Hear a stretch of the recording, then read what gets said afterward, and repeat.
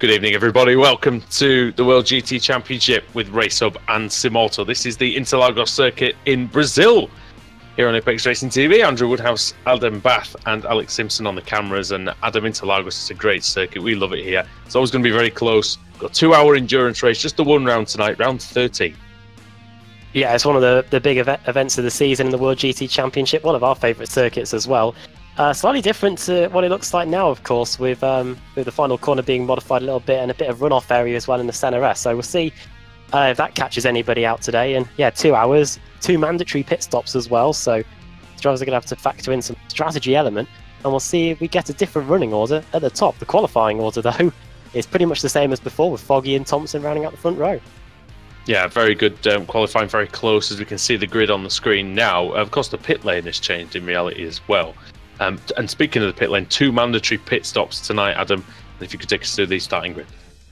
Yes, indeed. So XVR's Nicole Foggy starts on pole position. Second, Josh Thompson.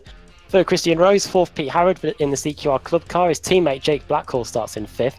Then Johnny Brandon 6th. Dion Phillips in 7th. Dave Baker starting in 8th for this one.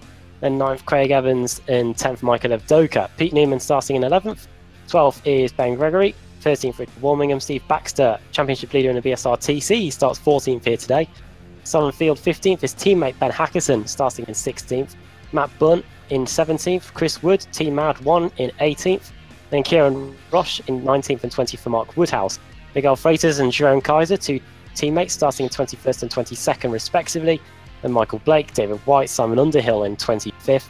Then Jack Stiles, then Luke Clark, Lane O'Connor, John Roberts, Scott Malcolm, Steve Burke in 31st. Then it's Robert Lundgren and Adam Hedgecock in the 2 Savage with boosted cars. Then Lee Woodburn, Carl Hardy, Stuart Atkinson, Nicolo Cuomo, and then Jason Rowe, Ronald Moons, Nate Simpson, Josh Rayfield, Matt Keeber, Mattia Follini in 43rd. And then starting at the back of the grid, we've got Lee Deemer in the Simmortal Go-Kart World Car, and starting at the very back in 45th place, who will probably be one to watch over the next 2 hours or so. It's going to be Stuart McFadden. Yeah, thanks very much, Adam. Quite a big grid tonight, even bigger than normal in this championship. It's usually a very highly contested series, of course. Nicole Foggy leads the championship. It's 99 points, the advantage after 12 rounds, with Josh Thompson second, Johnny Brandon third, Richard Fenku in fourth, and Michael Blake in fifth. In the AM category, Mark Woodhouse leads the way with David White in second, Adam Hedgecock third, Ronald Moons in fourth, and Simon Underhill in fifth. So yeah, we're just about ready for the start. The pace car is indeed leading them around. Yeah, it's going to be fun, this 2 hours. Like I said, we have got 2 mandatory pit stops, which the drivers are going to have to negotiate. You have to get the strategy right, Adam. It's going to be tough. It's going to be tough. Yeah, it is, and of course, even though it's a GT field, they'll have to deal with traffic after watching some of the action in the Spa 24 hours at the weekend. You don't want to get caught in any of the crashes as well. Some absolutely huge wreck in that race at the weekend, and hopefully we don't see any of that here today. But it is a narrow circuit in some places, especially on the front straight. A lot of concrete walls along the outside of the circuit. So hopefully no big crashes here as we get ready to get this race underway. Well, usually lap 1 is the place that we might see some action, but I'm sure we'll see some at the front. Foggy and Thompson, they don't compromise, these two. We'll see what happens now as the green light will go on and the green flag will fly over the start-finish line to start 2 hours of racing here and round 13 of the World GT Championship. Foggy into turn 1 then, in the lead in the Mercedes, and it's Thompson, the BMW. Good start there. See if everyone makes it through. This is usually the angle that we get. Remember, in the British Sim Racing Touring Car Championship, we had an almighty smash here, but surely the drivers, Adam, are going to be a little bit more conservative given the fact that they've got such a long race on their hands. And there is a car off at the back. That looks like it might be Lee Deemer, is it, that's off? I can see that John Roberts has dropped down the timing screen like a stone. Simon Field as well in the other boosted car. So those are the 2 cars that have lost a whole load of positions already as we go into the infield section. No major gains inside the top 10. However, Matt Bunn is up to 14th. He's gained 3 positions already. Yeah, good driving by on the first lap. He's just lost a spot to Richard Warmingham. Oh, and Bun's gone down the order, Adam, just as you've said it. I wonder if we've seen Matt spun again.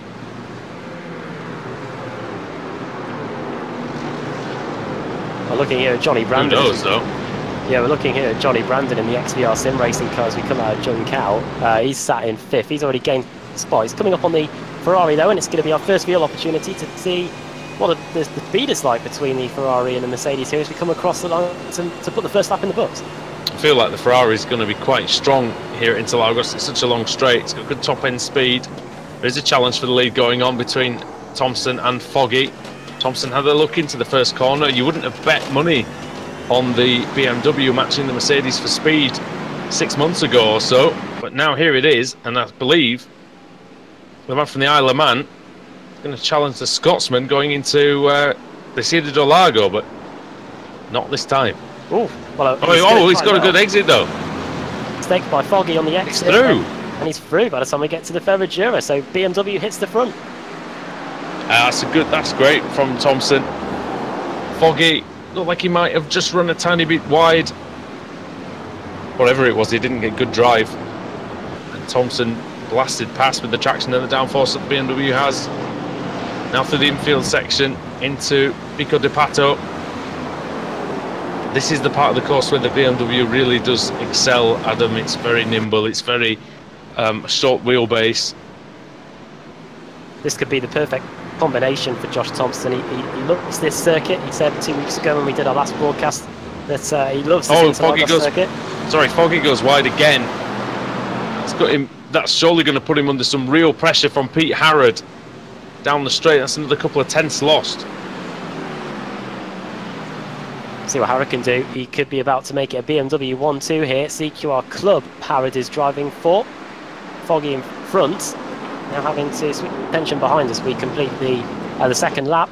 130 lap times being set here. So it is one of the shorter laps, as I can see some too wide in the background between, I think it might have been Pete Newman or someone like that as we go through the centre S. See the track map there on your screen. And we see that Dion Phillips has been detached from the main bunch. But that's really it. And well, in fact, we've like I said, Matt Bunn's had problems. Simon Field didn't make it very far either, and neither did Lee Deemer. I think it was Deemer who was on the outside of Curva de Sol in trouble. But this is Newman now alongside, I think it's Michael Evdoka in the Mercedes. Is Newman going to have a go in this CQR S-Line Ferrari? I feel like Ferrari could be quite strong here today. Could be a bit of a return to form for them. They struggled this season in 2018. It's always a bit of a polar opposite to what's going on in the single-seaters, isn't it? The GT cars have just gone backwards recently due to the recent rule changes and other cars getting a little bit of extra top speed. And this is going to be a real opportunity for Ferrari today to try and see what they can do. Of course, with a 2-hour endurance race, it's all going to be about survival of the fittest and see if the Ferrari is a stout machine when it comes to the final stages of this race later on. Well, I do have to correct myself before I get corrected on the YouTube channel. Of course, I said 2018. The first season of 2018 was pretty strong for the Ferrari drivers in the World GT Championship. So, you know, I can't really say that it was a failure the first time round. But yeah, this season, certainly they've been hurt by the BOP change.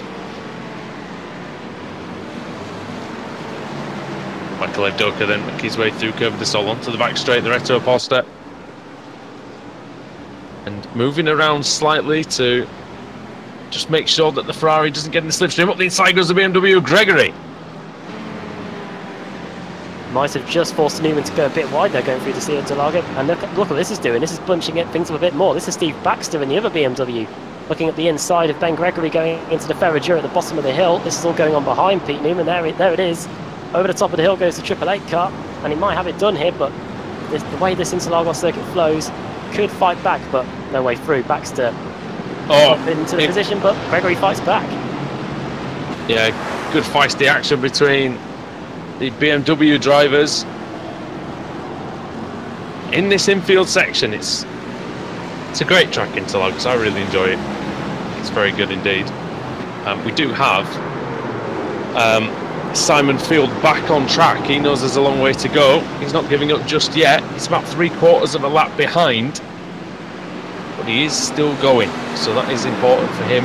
2 mandatory pit stops to be made, of course, and so there's still time to be had. Field that won't actually count for. I don't think he's actually made a pit stop yet, a visit to the pits. So I think he's just dropped down the order. Kieran Roach then having to defend from the GT Omega car, Northern Lights Racing of Craig Evans. It's Woodhouse. Quite a substantial amount of damage, yeah. Here comes Woodhouse, the AM Championship leader.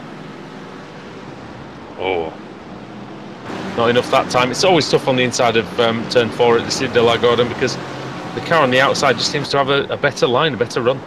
Yeah, if you've got the grip on the outside, it's going to work a treat for you. If you have someone trying to get a move done up the inside, and then it can really propel you down into further endurance. We go over the top of the hill now. Looking a bit further down in the midfield now, this is Carl Hardy duking it out with Robert Lundgren in the Savage boosted car, and that was almost too wide going through the long right-hander. Yeah, it says on our timing screen that Carl Hardy's been off the track on this lap, so now battling hard with car 9, Nicolo Cuomo. See what Cuomo can do. He's going to have a look at the inside of Hardy into the Pico de Bato there. Now through Magulo, plunging down the hill and into Yunshao, the final corner, which for some reason, Adam, I never ever feel like I've ever done that corner right.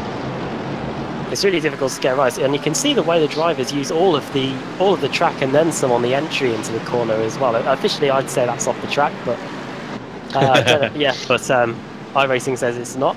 Ben Hackison's crashed, Adam. Ben Hackison, 2 cars has gone off, and there's 2 cars off in the centre S's. Kieran Roche is the other one. Now, were they quite close to each other on the circuit? I wonder if we'll be able to get a replay and see exactly how that one came to pass. Because, yeah, Hackison has dropped way down. Let's see it. Right. Here it comes. Hackison in the boosted car. Oh, man, it's just a bad bounce over the curb in the centre S's. Oh, piece of action. Yeah. Well, he largely avoided it, Kieran Roach. And yeah, it could have been a lot worse for both men, actually, that. But in a 2-hour race, it's very important you just keep going. You know, try and avoid damage in that situation for Hackison, which he did, largely anyway, and live to fight another day. And way off goes the BMW of Ben Gregory again. He was trying to pinch maybe a little bit too much of the Autodromo Jose Carlos Pache on the outside. To get on the grass there, you're going to really suffer. As we now look at Richard Warmingham, has gained a position so far in the XVR green car. He's got Ben Gregory next up in front of him, and then Stephen Baxter has had a fantastic race so far, 4 positions gained, and inside the top 10 as well. Into the centre SM, one of the big braking points of the circuit, one of the main overtaking points as well. A lot of grass on that inside too, so if you do make a mistake, you are going to be punished, unlike the Interlagos of today, where you can just run across and rejoin as if nothing had ever happened. Carl Hardy's had to go to the pits, so he looks like he could be out of the race. Roland Moons has lost a lot of time as well. He's dropped 2 or 3 places. A bit further, that was near the back of the field in the 30s. This is Craig Evans trying to go around the outside of Richard Warmingham's BMW. No, it's not Richard Warmingham, sorry, it's Johan Kaiser. Good start by Kaiser, actually. He's gained 8 positions, one of our biggest movers. Quite good to see him up there already, but now he's trying to make sure that he keeps one of those 8 positions as the heavily damaged car of Craig Evans tries to make a move here. Pico de Pato is going to be a tough one, and most of the time it's either a lunge or dive bomb if you try and move into this right-hander, slowest part of the circuit, and Craig Evans decides not to do that this time as we now go through the long left-hander again. Well, about 8 times out of 10 through there's usually some contact if there is a move made, and this time, mercifully, there isn't any moves made, and thus no contact. Good, yeah, it's no wonder I didn't actually know who that BMW was of Jeroen Kaiser, because it's his first round of the season, I believe. There you go. Another BMW in there then. I can tell you that the highest Audi in the field is Underhill, Richard Underhill, who sits in 15th place. I think he's just got past Craig Evans, incidentally. There he is. So Craig Evans, who was trying to get past the BMW, has now got a face full of Audi going into the centre. I have to say that, by the way, Josh Thompson, who is leading the race, and he's leading the race by 2 seconds, he's just been on just tremendous form recently. In the BSR Grand Tour, he's just dominated all before him. He took a triple, didn't he, the other week at... Was it Brands Hatch? I can't remember where it was. He took a triple though last week, didn't he, in the BSR Grand Tour, and he's just been on fantastic form. And it seems like he's carrying that over, because it's no mean feat to be pulling away from Nico Foggy. I know we've had nearly 8 laps, but to pull 2 seconds out on Foggy is a good achievement, as here's Underhill and Kaiser going to battle for 14th place, and then just behind them, as Adam said, it's Craig Evans in the Golden Lights racing car with, like I said, quite a big amount of damage. I wonder if that could be affecting the aero on that car. Surely it is affecting the aero. The good news is that he shouldn't have to put up for it for too long, well, not for the whole duration of the race anyway, because we do have fast repairs in the pit stop window. So as long as you don't use them up very early on, you can save them for when you need them. And just speaking about Josh Thompson again, he's the only driver to lap in the 129, so he's definitely doing something right, as Evdoka and Baxter put in new personal bests as we come across the line now, looking from the back of Kaiser, the Belgian. Oh, look at that move. Great move. Up the inside for Underhill. Oh, and he got it stopped beautifully into the centre S's. I wasn't sure he was going to make that, but that is brilliant driving. He judged that to perfection. He's obviously been watching Daniel Ricciardo and his antics. I wonder if he's pulling the same signal as what Daniel Ricciardo did after he got past Valtteri Bottas Sunday. Oh dear. Probably not, but I'll just put it out there. I know people don't like me sidetracking. Bottas did drive like a numpty, didn't he, in the second half of that one, but yeah, everyone survived. Everyone made it to the finish. Could get all that matters, and as long as most of these guys get to finish here tonight as well, we'll be happy. I could get into the bias that was getting discussed about who was to blame, but here's a battle to sidetrack us away from that. Chris Wood going through on car 25, which is Matt Keeber. Yeah, this is near the rear. It's Woodburn behind them as well. Lee Woodburn. I nearly called him Ben Woodburn. That's a Liverpool. That's a name that's Liverpool football player. I know you can tell the football season's approaching. That's a name that I could get used to hearing in a few days. Apparently, we're in for him. So, but I've stopped talking about the football. We've been talking about football. Well, he is quite good. That's what I've heard, anyway. John Roberts trying to make his way up through the field as well. He's just sat behind the aforementioned Mr. Woodburn. Yeah, he sat in 38th place. Unfortunately, there is no reverse grid in here. But one thing I do remember from GT races of the past is that that they do give out points at stages of the race. Didn't that happen at Daytona last year, or was that just an end of season final race thing? Not too sure. I'll have to look back through the rules. I'll have a look at that. But I was going to say, we do have actually Alex with us. He's doing the cameras tonight, but not on the commentary. He's a busy bee back there. Alex, what do you make of the start of the race, the first 15 minutes? Yeah, hello guys. Yeah, so far so good. Looks like a good race. I'm a little disappointed that the front sort of 5 are starting to separate apart, or front 4. I was hoping that they'd be a little bit closer to the bulk of the pack for at least the first sort of 45 minutes, but we'll have to wait and see how that's going to occur. Of course, Interlagos, very, very short track, so I dare say we're going to have traffic come into play in this one like we don't normally see in the short sprint races, so we'll see how these guys are getting through the traffic. Are you surprised that Josh Thompson is pulling away from Foggy to the extent he is, 2.5 seconds? No, not really.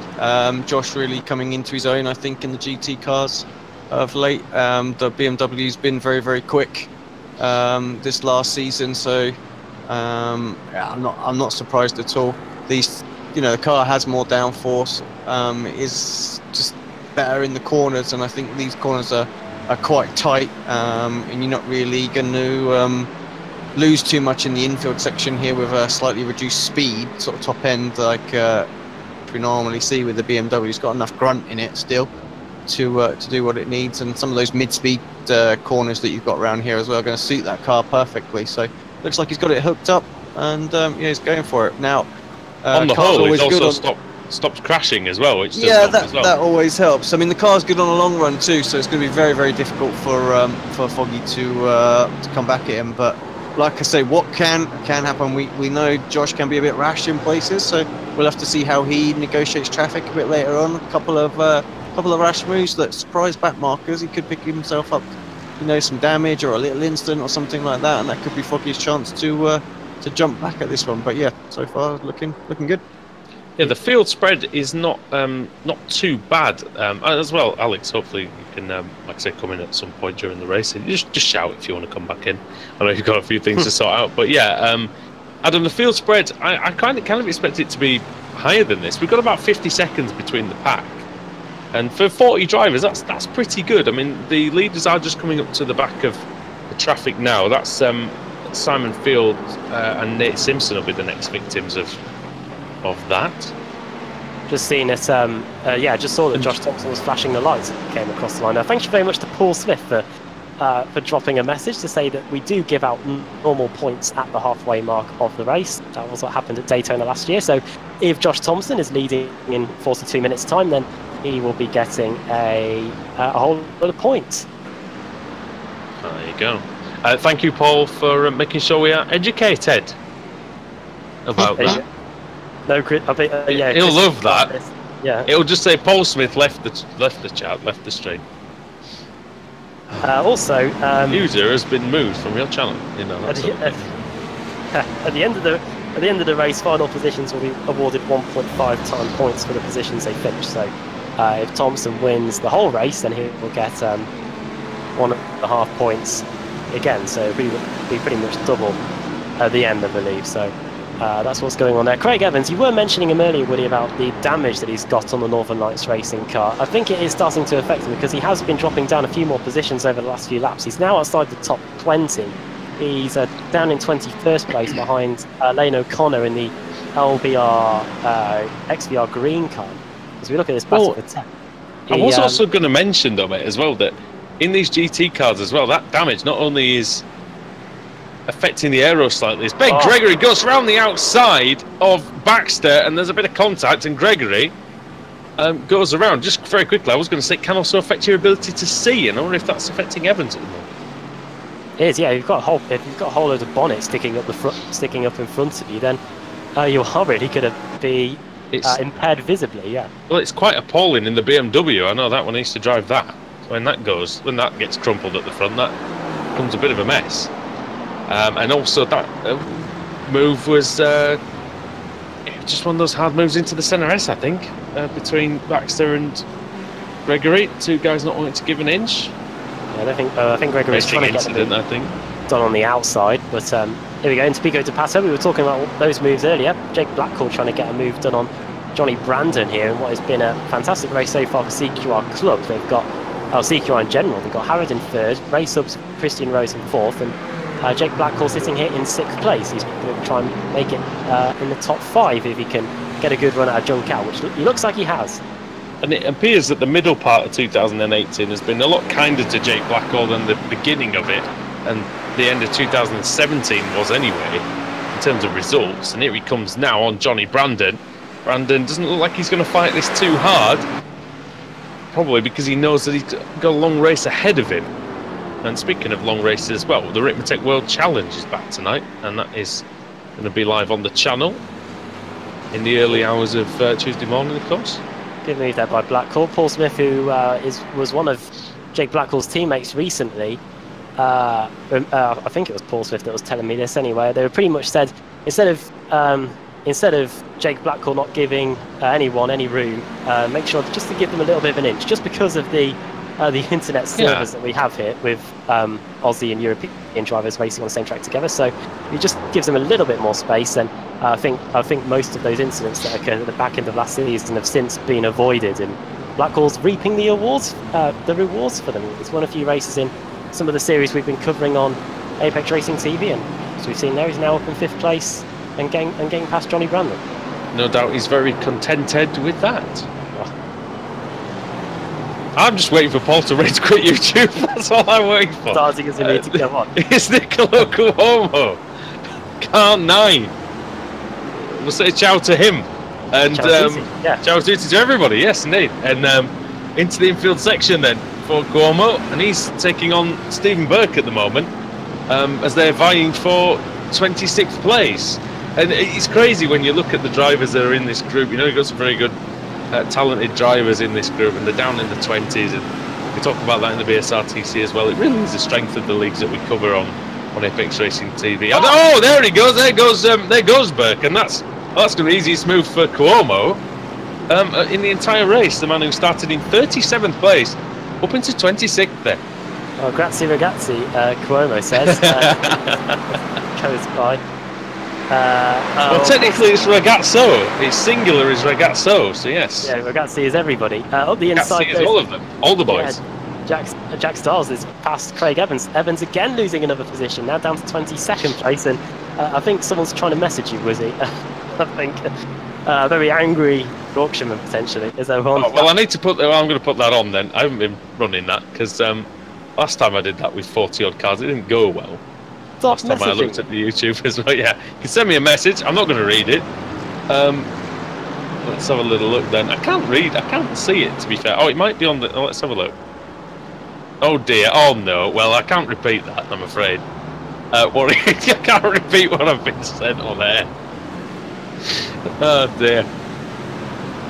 I take the point. He obviously resented the comment. Resented the comment. Sorry. Yes. Can't help it. Yeah, I know. I've got that page. Like I say, I have a page. I went on the internet and I found a page full of 2,888 words ending in Ted. So there's more where that came from. That's more than a word for every day. I think we could probably get through the next few years. 10 word of the day. Well, that's the new content for the channel, is that, isn't it? I think we'll get that. We'll get that sorted. The scheduled TED post of the day.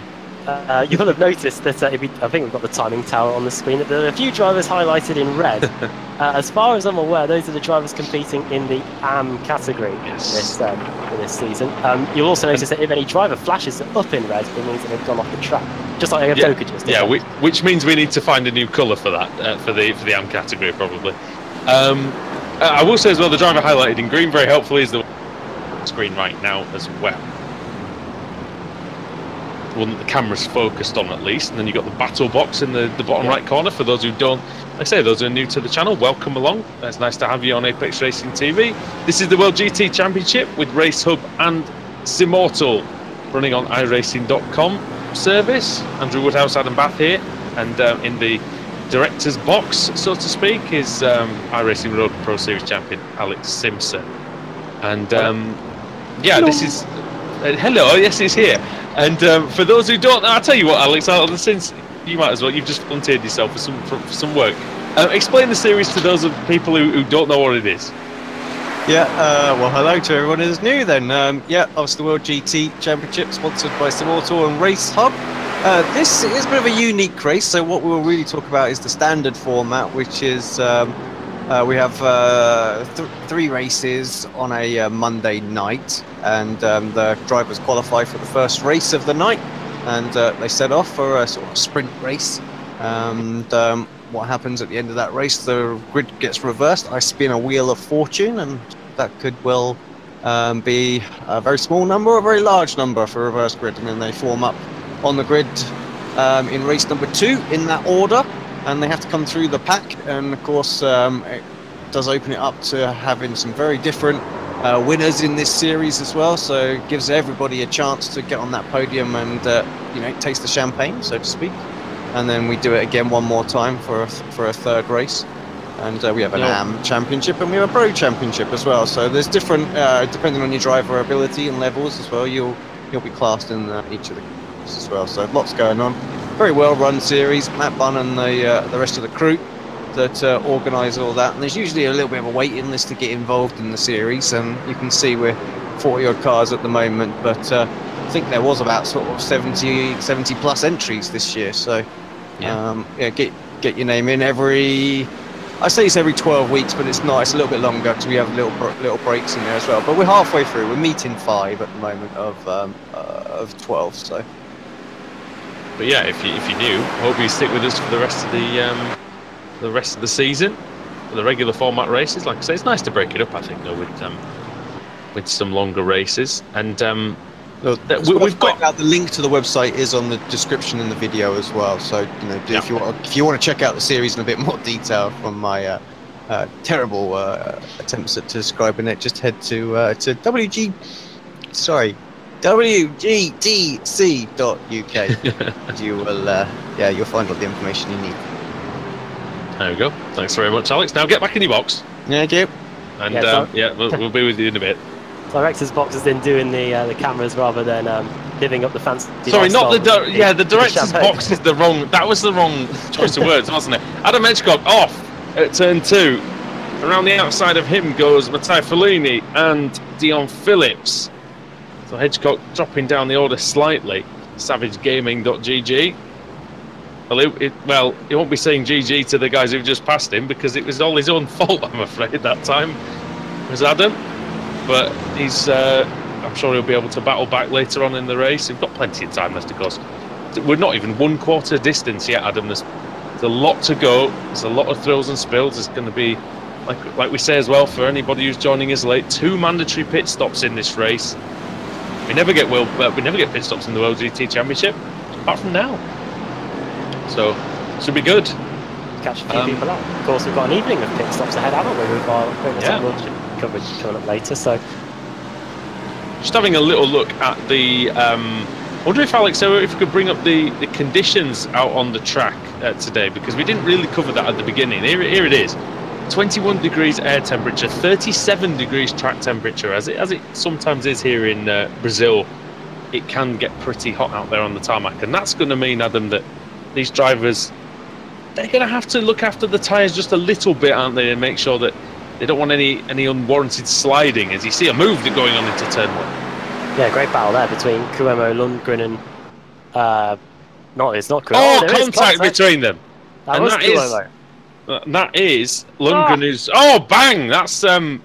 Well, that's the boosted car. Yeah, Stuart Atkinson coming in there, and that's the regular boosted car versus the Savage with boosted car, and so that's stable mates colliding. There'll be some nay to that in the boosted management area. Yeah, he's just savaged the boosted car. Essentially, I think he has. Scott Malcolm are already on board with here in the Team Madness saying he's just coming up on Hedge now, so he's going to try and be one of the beneficiaries of all this. Yeah, and we can see, of course, it's self-evident, isn't it? There's a rev counter and a speedometer in the bottom corner, but we're quite proud of that little device with the real-time gear changes on there as well for you to see. 6 gears in these GT3 cars. I was wondering what GT3 is. If you're coming from another, it's basically these are all cars that you can buy in the showroom, and they're just they're homologated to the GT3 regulations. Sorry, that wasn't a joke. That wasn't actually a joke, but it could have been one, couldn't it?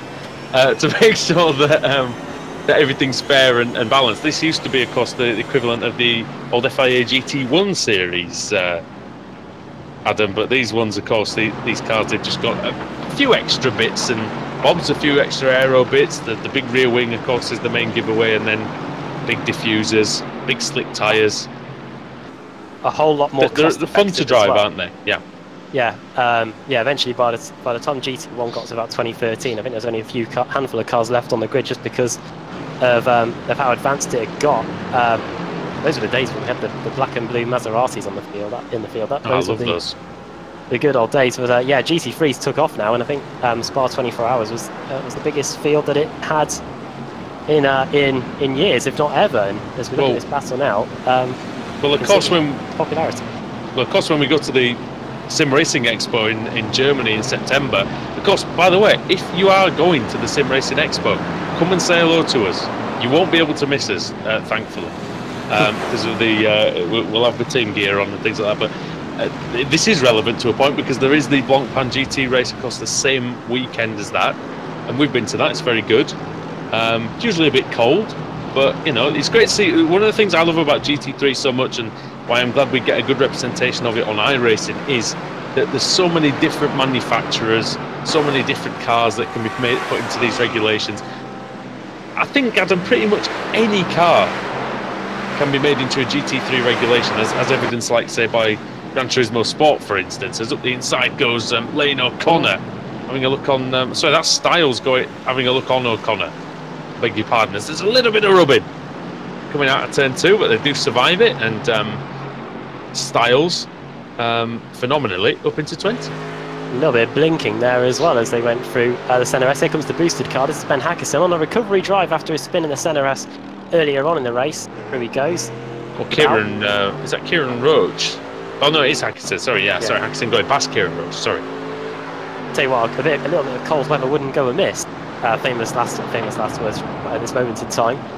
I think well, that's what we've been saying for 6 weeks in Great Britain, isn't it? And we finally got some. Well, it's not cold weather, but we finally got some wet weather, and no doubt it'll only be a few more days before the British people start complaining about it, as we want to do. But yeah, it's been a terrific summer so far. Not the green and pleasant land; it's more like the brown and the pleasant land, isn't it? In the at the moment.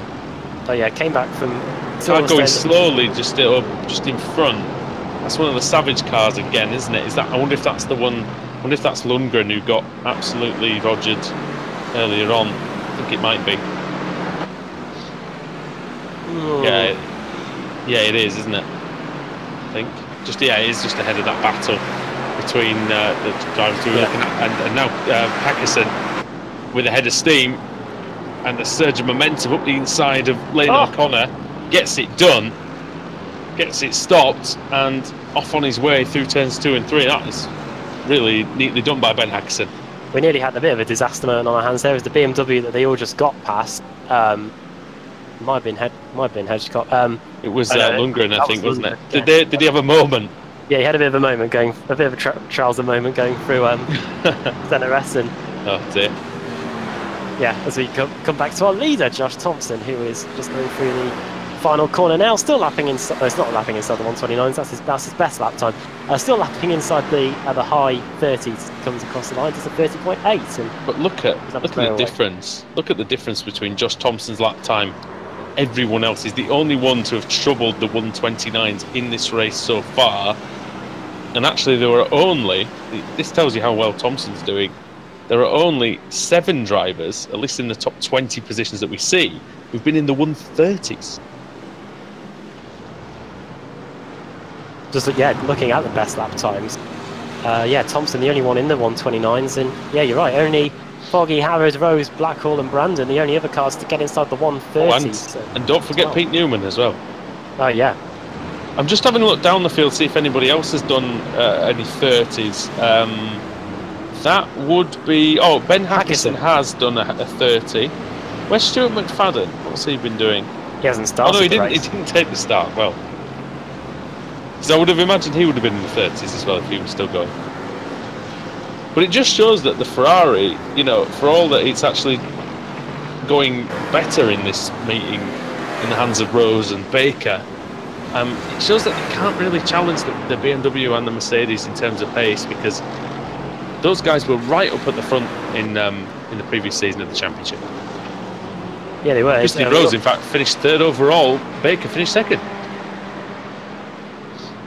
Also, we haven't got Thompson's old sparring partner here today either, the reigning champion in Carl Janssen.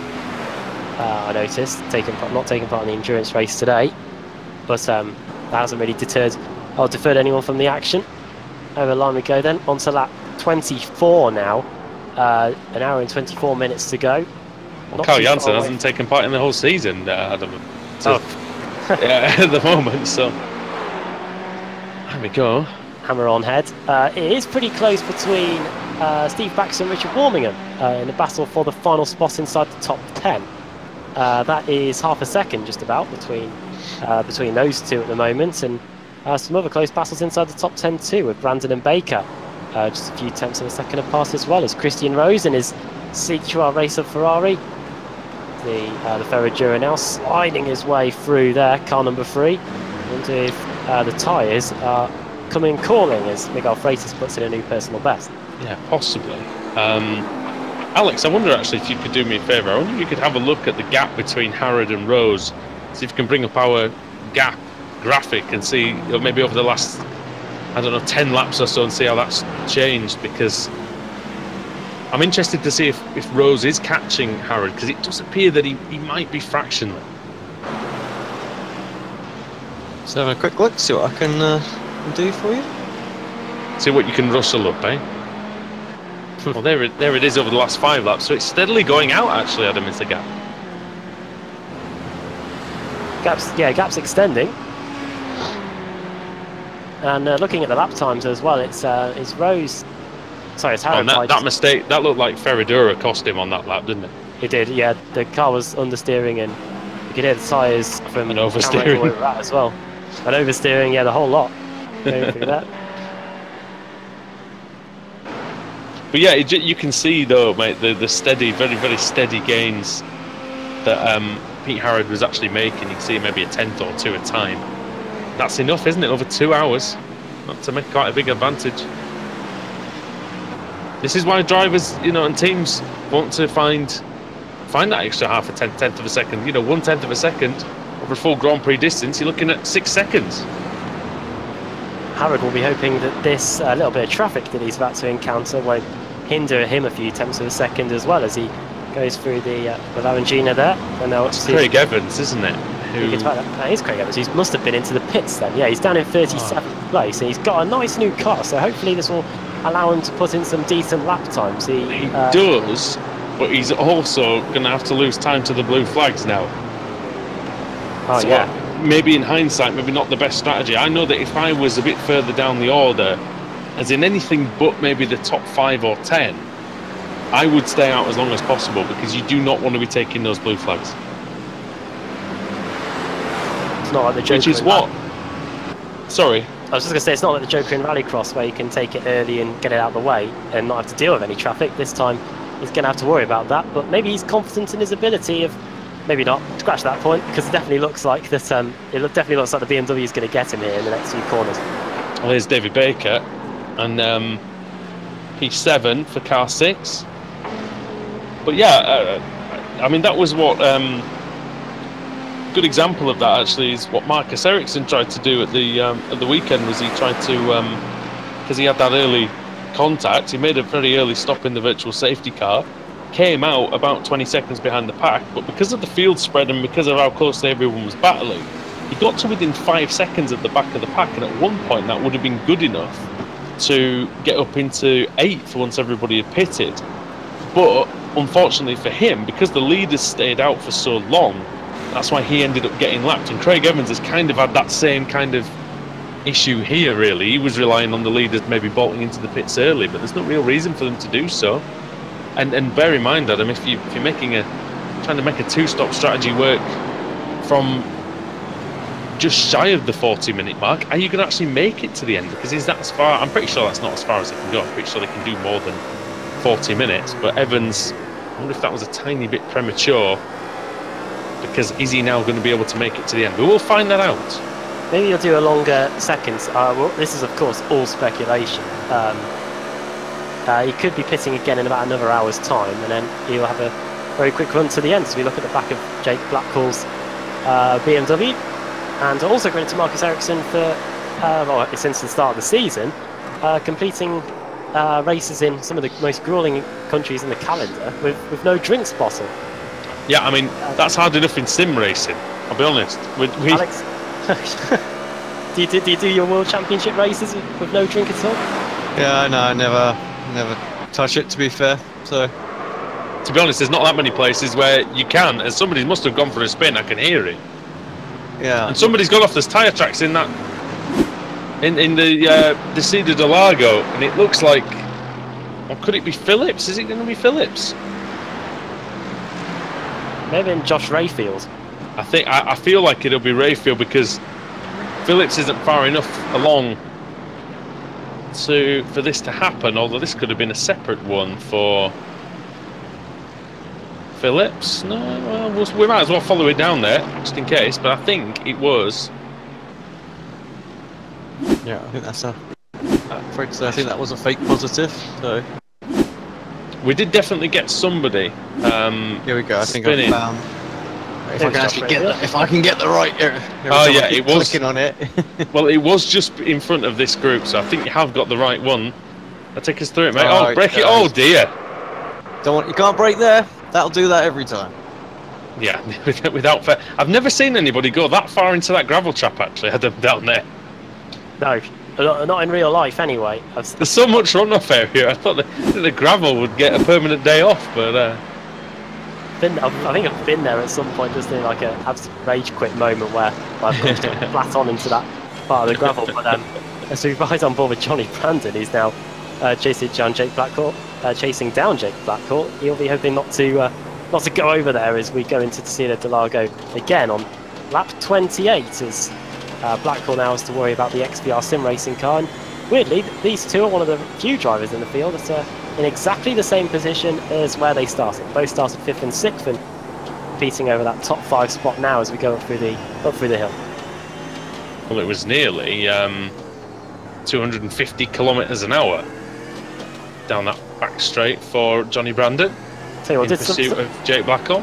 Something did just come to mind. I remember Kimi Räikkönen in 2012 where he locked up going into Casino del Lago there and very nearly ran into the back of a Vettel there when he decided to brake on the grass like Josh Rayfield did there. Well, there's been a few incidents down there at that very corner. I seem to remember in 2001 Montoya and Verstappen, yeah. I believe, yeah, Jos Verstappen and Juan Pablo Montoya. When Montoya was quite high up in the race. Was he leading the race, actually? I think. Yeah, Montoya was leading the race, Ended up crashing into Verstappen, or Verstappen crashed into him. It was one or the other. But that was at that very corner, and it is a danger there because you can get a tiny bit distracted by the car in front into the centre. Oh, look at that! You see, that's exactly what we're talking about. Not the same corner, but very nearly saw a visual representation of it. See what top speed Brandon gets this time. Then he got to wow. Oh, he got to 250 before nearly. That looked like this, yeah. Here. Potentially going down. Could be. There is a little bit of dirty air in these cars. I mean, it's not prevalent, but yeah, it looked like it might have just been a little bit of. It could be the fact that the tyres might be, deciding that they don't want to be tyres anymore, especially in this heat, 37 degrees on the track. Not as hot as it was at Silverstone, of course, the British Grand Prix. That's 50 odd degrees. Oh, that was unbearable. Here's a replay, and Alex, what's going on here? Yeah, it's Ben Hackerson trying to get this move, and I think he's going to get Jack Stiles here. Into the pits as well. In front of them was a car coming in. Here comes Hackerson, then up the inside. Oh yeah, straight through. Apparently Josh Rayfield and Lee Woodburn have crashed, and it's resulted in Josh Rayfield jumping back to the pit. So into each other or what? Don't know. We're about to find out. There's a car coming out of the pit lane on the left-hand side. I'm just hoping that this doesn't result in anything. We're looking at Josh Where's Rayfield Lee Woodburn? Here. Lee Woodburn's nowhere to be seen. Oh, he's done it again. Oh. Well, then I think you'll find. Oh, I don't know how he's done that again, though. Just coincidental, I'm afraid. Yeah, separate incidents that just happened at exactly the same time. Made it look like it was. Yeah. With all the respect in the world, you think after he'd done that the first time and got away with it that he wouldn't get anywhere near that again? But no, yeah, you normally overcorrect, don't you? And you stay miles away. And you're like, but then you slow every time. Clearly didn't learn there. Racing drivers have short memories. What is it? Racing drivers have balls, but none of them are crystal, said David Coulthard. That's the one. That is it. One of my favourite quotes, that one. I remember that. I remember you put that on your thing, your signature, the forum signature, back in the day. I wondered where I'd found that, where I'd remembered that from. So Josh Thompson's been into the pits, by the way. Yeah. Shows how well he was doing, though, because he's come out in 11th place. Nice bit of clear air as well. Don't see too much of that in a field spread like this. That's got to be more luck than judgment, surely, hasn't it? But he's done a good job. He's done a good job getting out there. Yeah, Foggy's just come into the pits now, so it'll be interesting to see whether any time's been gained. So too does Is Ben Gregory out of the race? Because he's been... Oh no, he's coming out. Oh no, wait. I don't know. Can't tell. Was that him just going through? Yeah, back onto the track? Yeah, he has. Yeah, it's in 31st. Yeah, that's a pit stop. Right, you can see Foggy at the #1 pit box. Get for being on pole position, and also means that when the car's ready to go, you can drive straight forward. Here comes Thompson. Here come the rest of them as well. The rest of them are in. And that means that Christian Rose leads the race for Ferrari. Baker second, Newman third. More Ferraris actually. Simon Underhill fourth at the moment. Thompson now up into fifth. He did manage to get ahead of them all by a long way. 6 seconds longer. Jeez, and he was already about that length of time behind Thompson, wasn't he? Yeah. Could this Michael be... Doka's in as well. Stephen Baxter, Ben Hackerson. Pit lane is literally alive with action now, isn't it? Nothing. Miguel Freitas. Is it Brazil where we get that really annoying siren in pit lane? That was Cota, wasn't it? That's Cota, isn't it? Isn't this one as well, though? I forget. Is that modelled on iRacing? I forget whether that actually is in. I know it's on F1 20 whatever. When we first went to Cota, I remember the pit lane siren there got its own Twitter account. It was so prolific.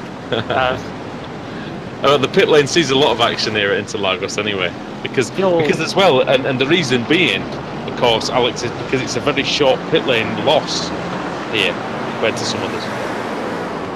Yeah, one of the few tracks where you perhaps opt for a larger amount of pit stops to use the fresher rubber to get back past. It seemed to work well here, and I know I've gone for that, where some people have gone 2 and I've gone, well, I'll take 3 and fill up a little bit more and put new tyres on, because you can make that time back over the course of a race. There's a few pit lanes like that, aren't there? Who is that in the background? It wasn't Lane O'Connor. I think it was one of the lapped Savage boosted cars. Maybe Robert Lundgren. What happened? He was very close to doing a Mark Webber Fernando Alonso on it and going into that pit into that concrete wall on the start finish line. Wow. A few more drivers in the pits as well. Newman's in, Woodhouse, Kaiser, Fellini, Blake, Underhill, and Clark. They're all in. While they're all in the pits, we should mention that fuel is limited to 70% here, so they're not able to go the full distance, like over an hour or so, like we have in normal GT races. So that's why you're seeing them in a little bit before the hour mark. Well, the fastest pit stop belongs at the moment to Chris Wood, 18.6 seconds. Joran Kaiser, 19 seconds.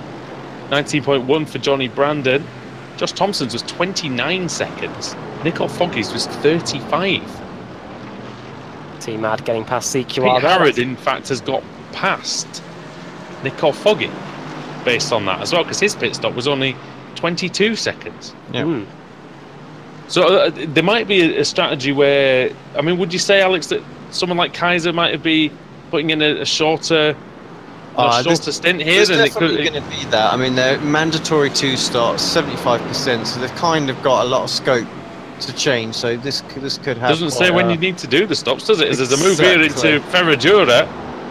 That's David White and Michael Blake having a look. Michael Blake will be joining us in the commentary box at the end of the race, where he's going to be giving out the Simmortal prize draw information.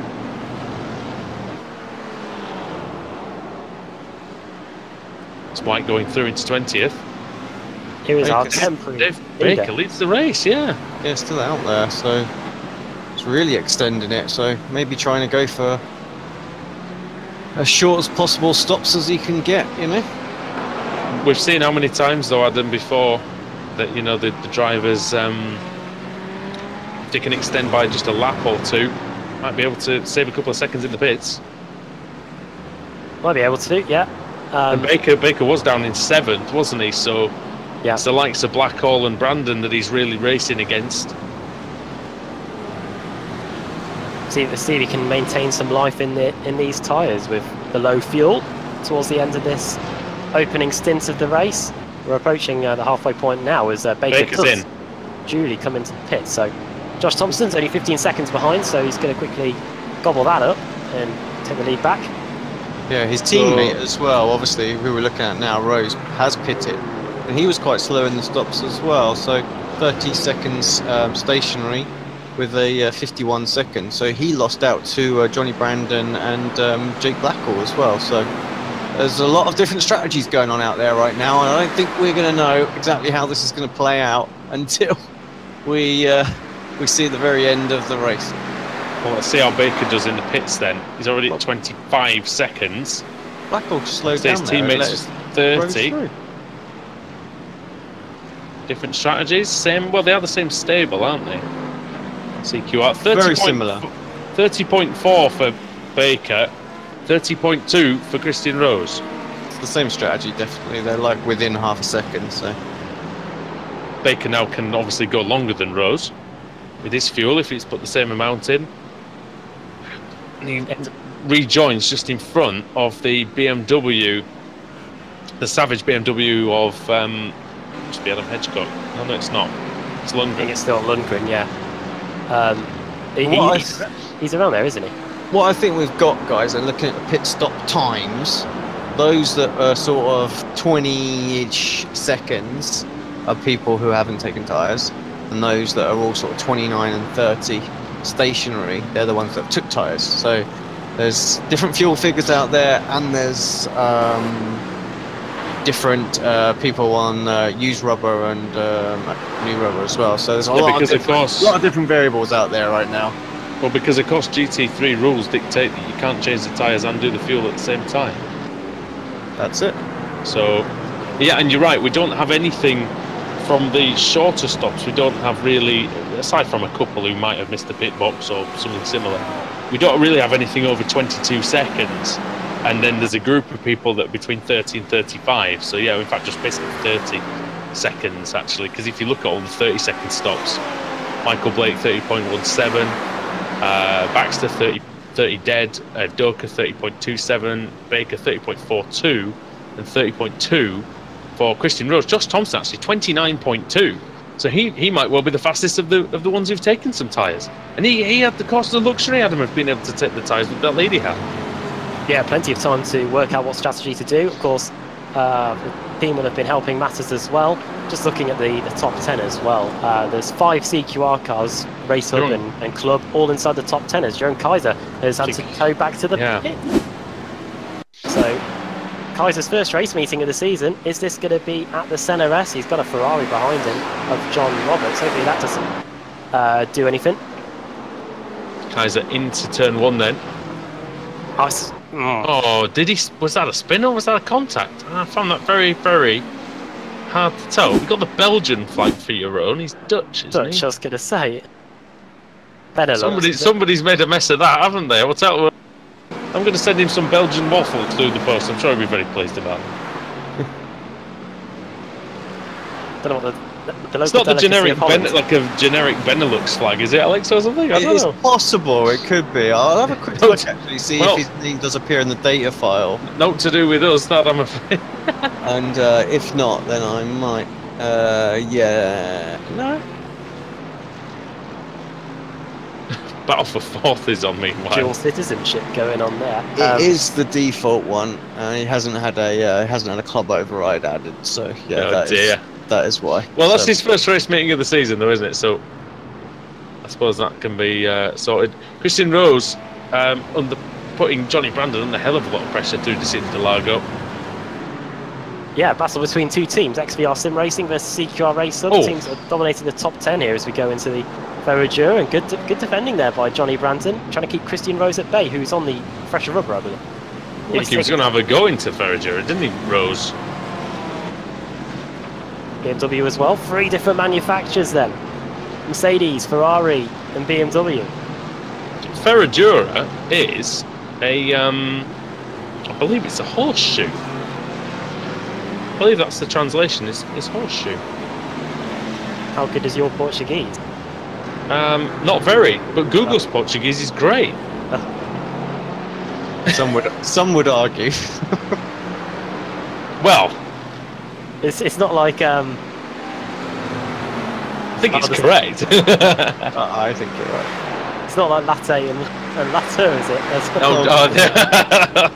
Apologies to our German viewers. Probably and sorry, not sorry, really. Yeah. It's tremendous. Yeah, Graham Carroll, ask him about that if you see him. Driving now for Red Bull, of course. Yes, well done to him. Former teammate of ours, of course. Don't know if it says this on your timer screen, Woody, but it says Christian Rose has crashed. I can see him perfectly. The car's fine, so... It's just where they've had a check-up and it's gone below the threshold, so you have to be careful. Sometimes you do get the false positives there. Alex, Graham Carroll, your old drinking buddy as well. That's it, yeah, we had many a night at a club. Many lattes. Yeah, no lattes, unfortunately. It would have been nice, but no. But yeah, put it this way: become a tradition. Don't go to the club with Alex Simpson and Graham Carroll because you'll have no money left. He's basically the life lesson that we've learned here. Bankrupt Ed. I'm sure many drinks will be heading our way in Germany this year then. Oh dear. Well, I'm going to hide from Marty Pitello this time, I think. The green vodka, the purple vodka, whatever it is, yeah. I'm going to get one of those steady cams this time, Andrew, so if you do hit the deck like last time, we'll get it in full HD glory on steady cam as well. None of this, look after you. I'll be like, no, I'm too busy filming this time. Look after yourself. Well, yeah, I mean, I can't say much to that because it happened, didn't it? So I missed an entire day of life due to that, pretty much. But the night was good. That's what mattered. Oh, it was fun. It was fun, I must admit. I'm sure it'll be fun this time. Except I will actually pay attention to how much I'm drinking this time. Whereas now, let's see. Speaking of paying attention, Mark Woodhouse, and in fact, look, Miguel Freitas is going to have to pay attention because Mark Woodhouse is right there. And it looks like the BMW. Look at the BMW pulling this little self down the straight, and through goes Woodhouse. Freitas just brakes early and decides, well, you can have that, because I think he knew that Woodhouse is coming at him at a rate of knots, because he really is extending the a couple of tenths, well, in fact, half a second quicker on the previous lap on him. Miguel Freitas, who is definitely Belgian, conceding the place there. Amazing to see the BMW go down there. He's from Portugal, isn't he? Oh, God. Yeah, he's Portuguese, isn't he? Hey, mate. There you go. One for the spawn. The thing is, every time Miguel mentions, he has got a Portuguese flag. No, the flag's right. Adam's just looking at the wrong flag. It's Melcher, isn't it? There's Belgian. There you go. He's German, but it's fine. We'll let you have that one as well. Yeah. That's one of the few that have been changed. Has he not? Dennis Melcher's not Belgian, no. Although he'll find quite amusement in that. I'm sure he's a German driver, is Melcher, but he's round the outside. But Christian Rose into Senna S. Senna told him to do that move right there, and he went for it. Couldn't quite do it though. Johnny Brandon, you have to go up pretty early in the morning to outsmart him in a battle.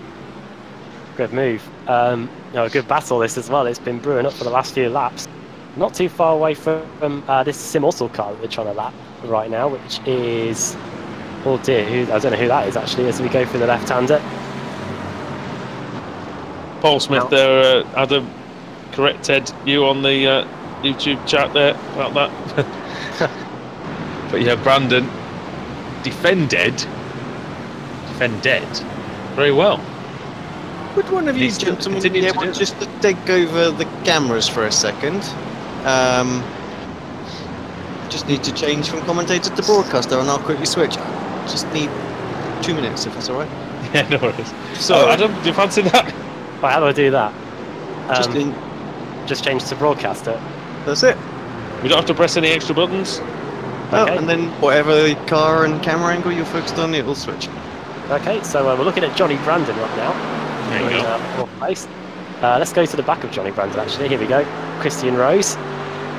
Oh, now we'll see the those gains of the Ferrari down the main straight. Across the start-finish line as the hour mark has been reached. Brandon doesn't elect... Oh, he does try to defend the middle of the circuit. But, well, if you're going to defend... Adam, usually you're going to go all the way over to the white line, because if you leave a car's width, it will be taken. But here's Brandon again. See from the great nose cam, the Gran Turismo cam, as it were, maybe. And up the inside is Rose again into the Cedar de Largo. Brandon's trying the outside line. The outside line can work. Rose was very deep on the brakes. He managed to get 95% of the car ahead. But Brandon still has the overlap into Ferradura. Wide line in for Rose. He's going to get the momentum, but he's not going to have the high ground for the inside at Pinarino, Adam. Still going to go at it, because look, there's space there. Christian Rose back up the inside into Lamborghini now, and now back towards Pico to pass it. Here comes the BMW. Jake Blackhall, he's slowly creeped up Sleeper. Yeah, good work by Jake Blackhall to get up to this group. This is now a free car scrap for fourth position now as we come up to the top of the hill into Junker again. Look at them all going off the track there. Lovely as they go through the left-hander. Now back up the hill. And credit, well, Christian Rose will be very happy because he can now pick up some slipstream over 37th place Ronald Moons as we come across the line. I am back, so I can take back over. Thank you very much for that, Adam. He's back. He's back. There you go. Lord Voldemort has returned into the centre S. So we're going to see some magic from Johnny Brandon to try and get that position back. But no, it seems like Rose has got enough. And yeah, that lapped car, Alex, definitely giving him a bit of a hand down the back straight. Yeah, makes a difference. And Brandon definitely struggling with that understeer through that corner as well. As back mark gets out of the way. I think actually Blackhawk's the one that's going to get affected the most by that. It does. Can I just say, it's always the car at the back of the group, isn't it is to be able just to hand off the camera to you guys, you know, while I have to take a little visit to the little boys' room. So now when you inevitably fall asleep during the Ritmatech World Challenge, you just be able to do the same thing. Well, yeah, but I need to switch over to commentator to be able to facilitate that, so I've still got to do something. So. It's not as simple as you can. That's true, actually. Take over. With his last breath, Alex decided to yield the broadcaster mode. Look, I'm going. I've got to say though, we've seen a really, really enjoyable race so far, and the driver's really putting on a good show out there. It's not easy. I must admit though, Interlagos is probably one of the easier tracks to do a long race, Alex, purely from the point of view that the flow here is so good. You get such a rhythm. It's just something about the circuit, actually, that when you do get into that flow and rhythm, it is an absolute joy to drive, you know? The laps just fly by. Yeah, they do. You'd think with it being so stop and start and stuff like that, it'd be quite a frustrating circuit, but it's not at all. It is really, really fun to drive. Because all the corners have their own flow, don't they, Adam? They've got their own sort of quirkiness and enjoyment on pretty much. I don't think there's a bad corner on this circuit. They've all got names as well, which helps. Yes. And they've all got character to them as well. As we look at this free car scrap coming across the line. I should also mention that we are now past the hour mark. So the positions that you see here, most of them are largely unchanged. Those points are going to be delivered out to those positions. So Thompson will be getting the points that a race winner usually gets in our normal race meet. Yeah, and then double points for the end of the race. So that's 3 rounds worth of points. So it's to balance out the championship, which I think is a very, very good idea on the part of the organisers. Ben Hackerson has the very good idea of trying to get past Luke Clark, but while a good idea, it's particularly easy, and you can see now that actually it's Chris Wood in the BMW on the attack. We mentioned that really quick pit stop for Chris Wood, and actually he's looks like he's in good form in this middle stint of the race. Looks like he's got that BMW where he wants it. Alex, you've driven in the Blancpain Endurance World Championship Series, the whatever it's called now, and VRS GT Series, yes. That's it, that one. Is there any situation where having old tyres can actually benefit you over new ones in these cars? Can there only be any balance advantage? No. Maybe a bit more sliding or a bit more sort of turning? Or not at all. So some drivers do say that, you know, the car handles better, say, with high fuel. I wonder if there's a case where maybe old tyres are better or... Yeah, no, not at all. I mean, the tyres will be okay. I mean, you know, we can get a couple hours, but they'll still be slower. Anyone who was making moves on older tyres, you know, is just doing it through pure talent.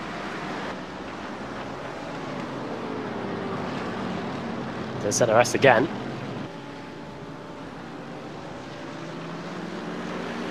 See what Chris Wood can do then as we go through the long left-hander, Curva de Sol. Seeing a few moves going into Desio de Largo. No way through as of yet. It's a good overtaking place. No DRS, of course, for these guys, but yeah, it's still a good overtaking spot. And Ferradura itself is quite a it's a surprisingly popular place to pass. But just after Luke Clark is Miguel Freitas, highest Audi in the field. He's the only Audi inside the top 20, we should mention as well. It's BMW 1-2 as things stand. But you can see here, one of the BMWs in Chris Wood trying to get by the Mercedes. Simon Underhill's 21st in the Nomad Sim Racing Audi. He was the highest AM driver at one point, but I don't know if that was the pit stop phase that maybe he lost out in. Yeah, it looks like at a 58-second pit stop did Simon Underhill, so explains why he's dropped down. Matteo Fellini, who's a pro driver, side by side with Jack Stiles. Fellini's getting 16 positions. World Championship driver. I take it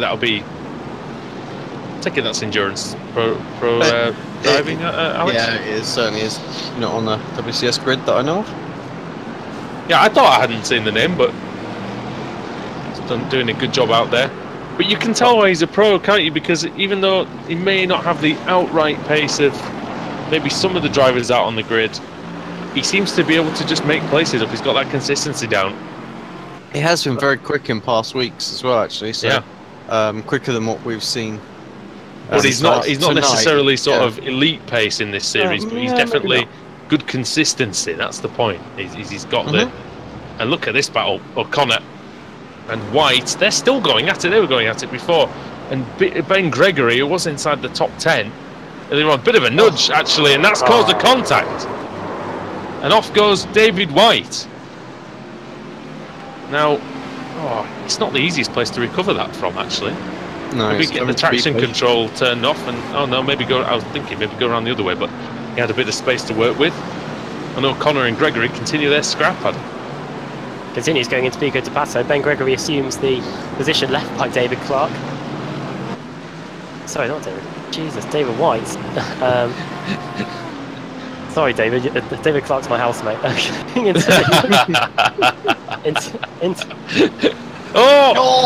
Problem for O'Connor.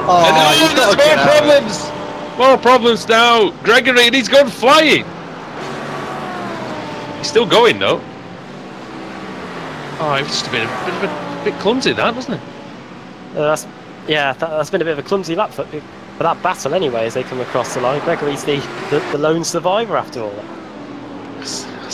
That's amazing, isn't it, really? I mean, O'Connor made the... let's have a look at that again, Alex, actually, because O'Connor had the wobble coming out of Yunjiao. I'll get back a bit further if I can. There you go, this is going through the Mergulio up to the top of the hill at Juncal. So let's see, there's a tiny nudge maybe on the way in. O'Connor gets a big wobble on. And Gregory, there sort of was space, but there wasn't. Yeah, tough one. Can't really call that one. I don't really want to either. But yeah, tough one. Tough break for Lane O'Connor. And Gregory continues in 19th. He's lost a place to Underhill.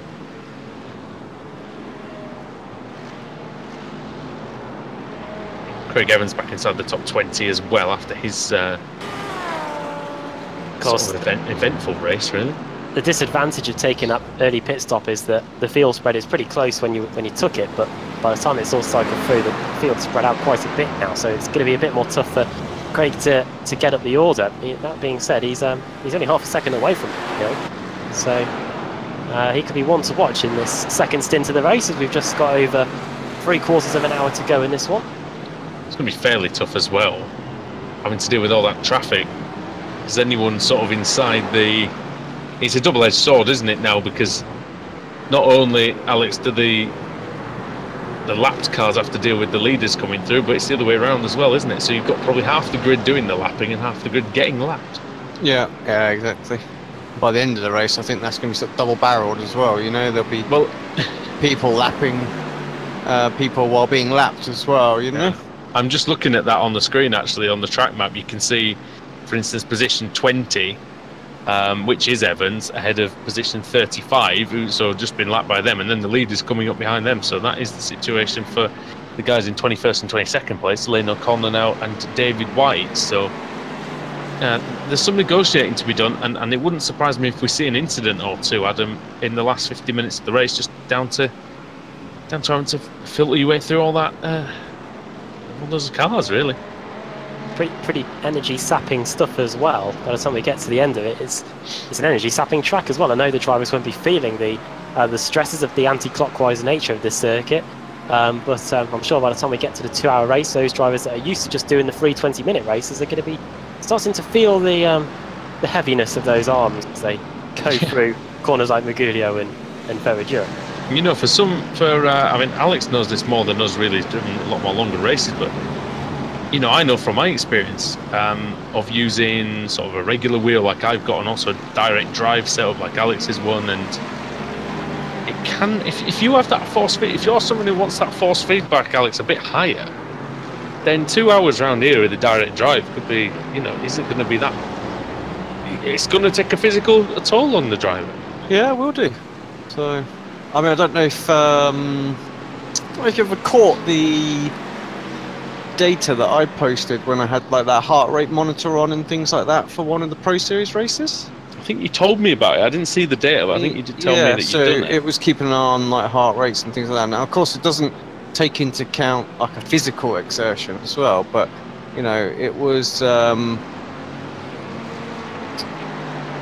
heart rate was sort of peaking sort of way in the 160 marks and stuff like that, just sim racing, you know, which is well into the cardio range kind of thing. So what was the normal rest like, as in if you're just doing a normal lap without the stress?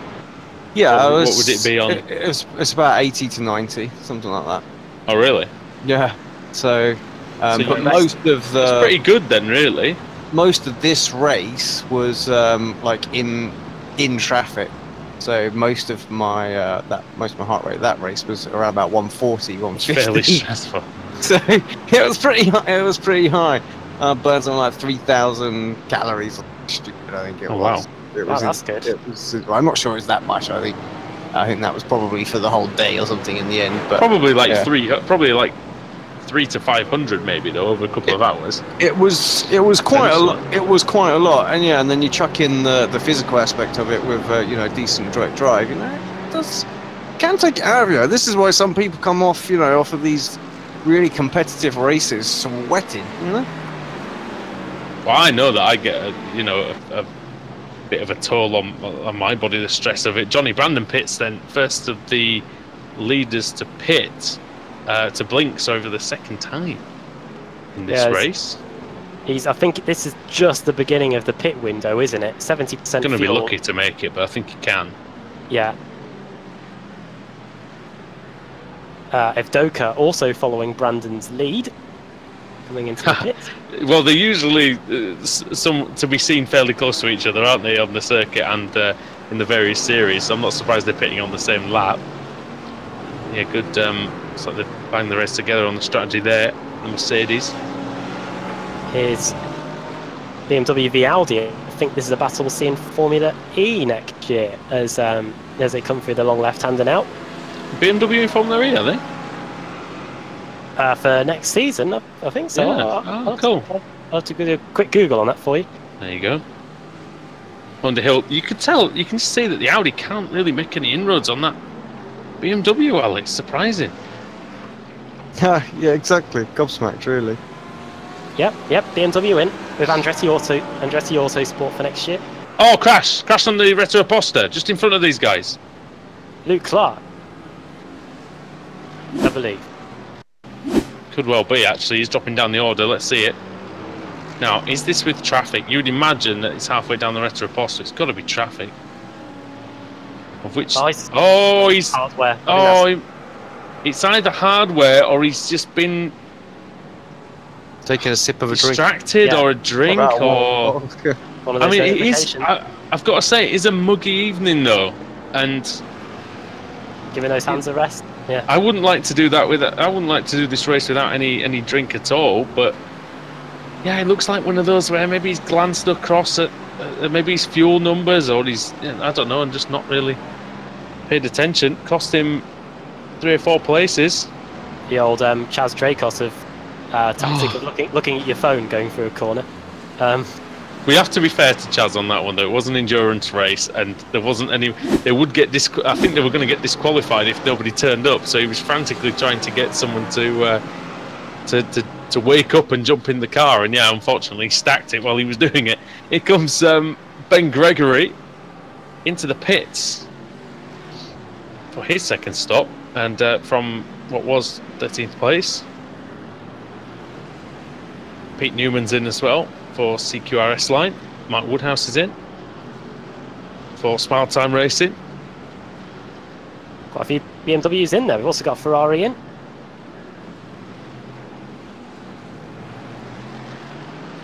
Flashing lights as well indicate that the pit lane speed limiter is on. So it isn't on the Ferrari.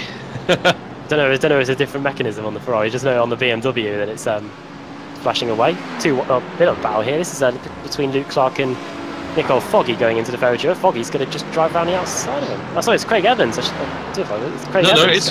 Oh right, yeah. So, but Foggy's in front of those guys. Yeah. Foggy has pitted twice. The Jake Blackwell as well. Sorry. Yeah. Jinx. Jake Blackwell into the pit lane in the CQR Club car. So that battle with Christian Rose has now been put on hold. Yeah, Rose into third at the moment, but that's, like I said, a little bit artificial.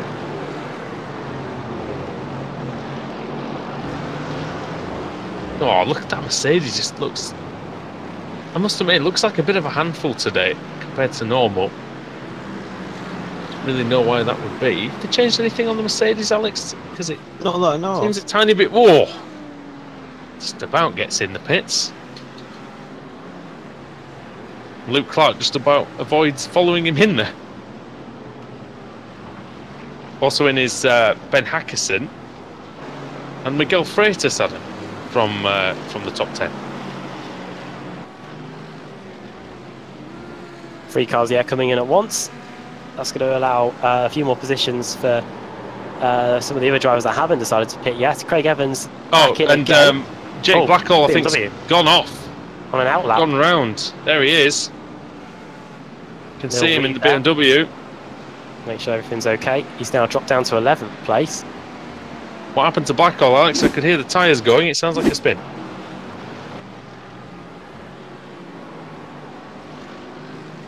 About to find out. Comes out of the pit lane. All systems go, everything fine. Turns in, expecting the same amount of grip as he had the previous few laps, and found it. We did well to only lose 2 or 3 seconds, really.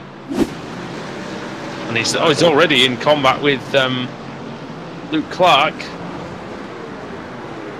Clark on the inside into Youngshow. He's got the high ground here. Oh, but Blackwell just uses the traction. The Mercedes has great traction, though. Going to be side by side into the centre S. I don't know if it's going to be close.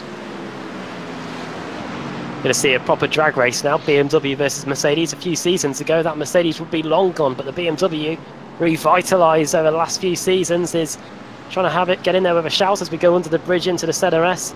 It's going to be Blackwell, the one that's having to concede defeat for now, but look at the way he lines up. The apex is going through the first part of the centre S and now through the Curva de Sol.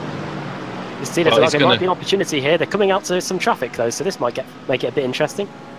Yeah, it might be like an inadvertent screen, like in American football or basketball. Oh, and Blackwell's. There's a problem there. He's gone way wide. Car bit in there going through Sierra Zalago. It went to one side and went through and back out to the right.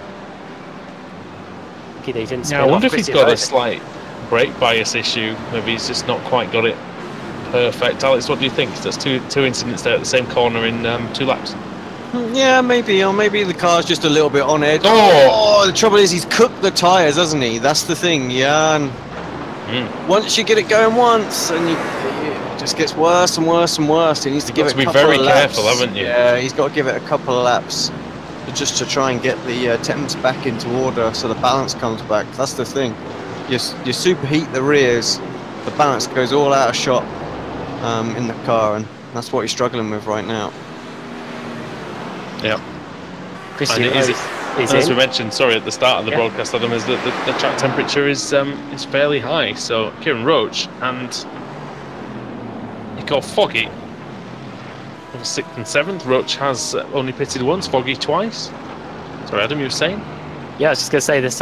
Now that Christian Roach has come out again, he's now in just 8th behind place. these two. I think we'll see him come out just now. Actually, mate, he'll be close with Jake Blackall. Has Nicole Foggy always been that high? He's one of the highest 2 stoppers now in 6th position. Yeah, I mean he was in 2nd and 3rd though, wasn't he? Oh yeah, he was. Yeah, he was in 3rd. Sorry, before the he was running around the pit stops. Yeah, he was running Josh Thompson close in 2nd, wasn't he? Well, I say running him close. Thompson's been pretty difficult to catch so far. Harrod had got up into 2nd, hadn't he, after the first round of pit stops, and he's now in the pits for his 2nd one. So we're expecting to see maybe a slightly shorter stop. Well, it looks like he's going for the tyres again. It's going to be about 30 seconds. Expecting to stop that now. Harrod, it's going a bit longer than maybe he would have liked. Although looking at the pit stop times, very long. It's not adding the pit stop times on, is it? Is that a penalty? No, it's not at all. It's not at all. Is that a penalty? Although there's a few drivers whose 2nd stop was very long. Johnny Brandon's was 57 seconds. Michael Evdoka was 44. Yeah. 42 for... It's not adding the pit stop times on the side, is it? No, it's not. It absolutely is not. Oh. Because Kieran Roach only made 1 stop, 22.4. Yeah, Foggy's was quite long as well. So. To have a look at that, because I feel like it might be, because nobody's gone under. Why would you suddenly be getting? Well, we'll keep an eye on Thompson when it comes in, but 50 odd seconds. You know, when you only need to go for 37, 38 minutes. Yeah, that's tyres and fuel, isn't it? That's the thing. So maybe they weren't taking tyres earlier than in the end. Who knows? Yeah, well, we thought those difference. That was just fuel difference, wasn't it? So. Meanwhile, I've got to say Simon Underhill's up to 4th. But that is obviously not a real 4th, but it's 4th nevertheless. Should also mention that Josh Thompson's lapped everyone up to 8. I know he hasn't come in for his 2nd stop yet, but that is quite an achievement. Yes, some of them will get back past him, but not many. Including Johnny Brandon and Jake Blackhall, who were, before the pit stops began, fighting over a spot inside the top 5. They are now technically a lap behind. Yeah, and I don't think they would have imagined to be lapped in this one, I must admit. Underhill now in. So I think that's the highest we'll see in Audi for the rest of the evening. Kieran Roche also coming in too. And we've now got just 35 minutes to go, so we're quickly approaching the length of a normal World GT Championship race, which next week will be taking place at Twin Ring Motegi. Oh, nice. On a night race as well in Motegi, so that'll be interesting. Stuart Atkinson's in the pits as well, currently in 32nd place, now 33rd. So just been passed by Jason Rowe. Kieran Roach is on his way out of the pits. He's going to emerge, hopefully for him, inside the top 20. Yeah, it's 18. Check up for you. You can just see there's 3 of them in the top 20. Underhill, after making his 2nd pit stop. That's not pretty bad. That's not too bad, is it? In 11th place, Underhill. Jack Stiles just behind him in 12th, and 13th place there is Richard Warmingham. He's not too far behind Jack. So I can report, Alex, that the pit stop time for Simon Underhill was only 17 seconds. Yeah, so everyone is just going for long stops. It must be the fact that they can double stint these tyres, but maybe not triple stint them. maybe it's come to pass that maybe Simon Underhill had a shorter, maybe a longer stop earlier in the race. What was that? Did you hear that? Heard a massive. Oh, look, there's a BMW on fire in the middle of the circuit. Oh, it's Blackhall. Oh, Jake Blackhall, who, well, his car was fighting with him earlier, and I wonder if it's won the battle here as we go up the hill. It's all gone wrong for Blackhall. Let's see. Wide in Ferradura, that's not really a problem. Going through Pinarino and the Lorenzini, yep. Does he get on the power too early coming out of Lorenzini? Oh. And it's going into the wall. And a blown engine. Oh. I'm surprised he couldn't get that one stopped, but I think that was just a case just very difficult. I think that was a case of he's just had enough. The tyres were cooked, and the only thing he could have done really was pit in again and get the new rubber, and that's the trouble when you superheat the tyres. And I don't want to bitch too much. Because he's had two stops, hasn't he? Already, he would have lost out massively. Sorry. Yeah, like I say, I don't want to bitch too much about the time model. I think everybody knows my feelings on that now. But yeah, you're forced to come in. I had exactly the same thing here in the World Championship. I absolutely goosed my new set of tyres after about 5 or 6 laps, final stint, and I needed to extend them about another 4 laps more than what I want, just because the other 2 stints I was like a lap or 2 shorter than target, and that was it. I was done. I literally had to come into the pits and have an additional pit stop just to make the race to the end. You know? It's not so bad here having another stop, but yeah, I was super quick, and it was fun coming through the pack and stuff like that. But it absolutely killed my race. But that is all you can do, and here's kind of bad as well because it is stop and start, so the rears do take a pounding, and if they're hot, they just wheel spin out of all those slow speed sort of second gear corners, and I think that's probably what's happened to Jake there as well. He's just not been able to get them back into some sort of ideal working temp, and yeah. It's just all those little mistakes. He's had enough of it when he's gone out, stuff it. So, Pete Harrod. Josh Thompson in, yes. I was just going to say Pete Harrod has just got past the the XVR car, which I think is Lane O'Connor, but just lurking behind O'Connor, about half a second behind him, is Nicole Foggy. So Harrod versus Foggy could well be a battle that we see in short order at the moment, because it looks like he's closing in is the Scottish driver.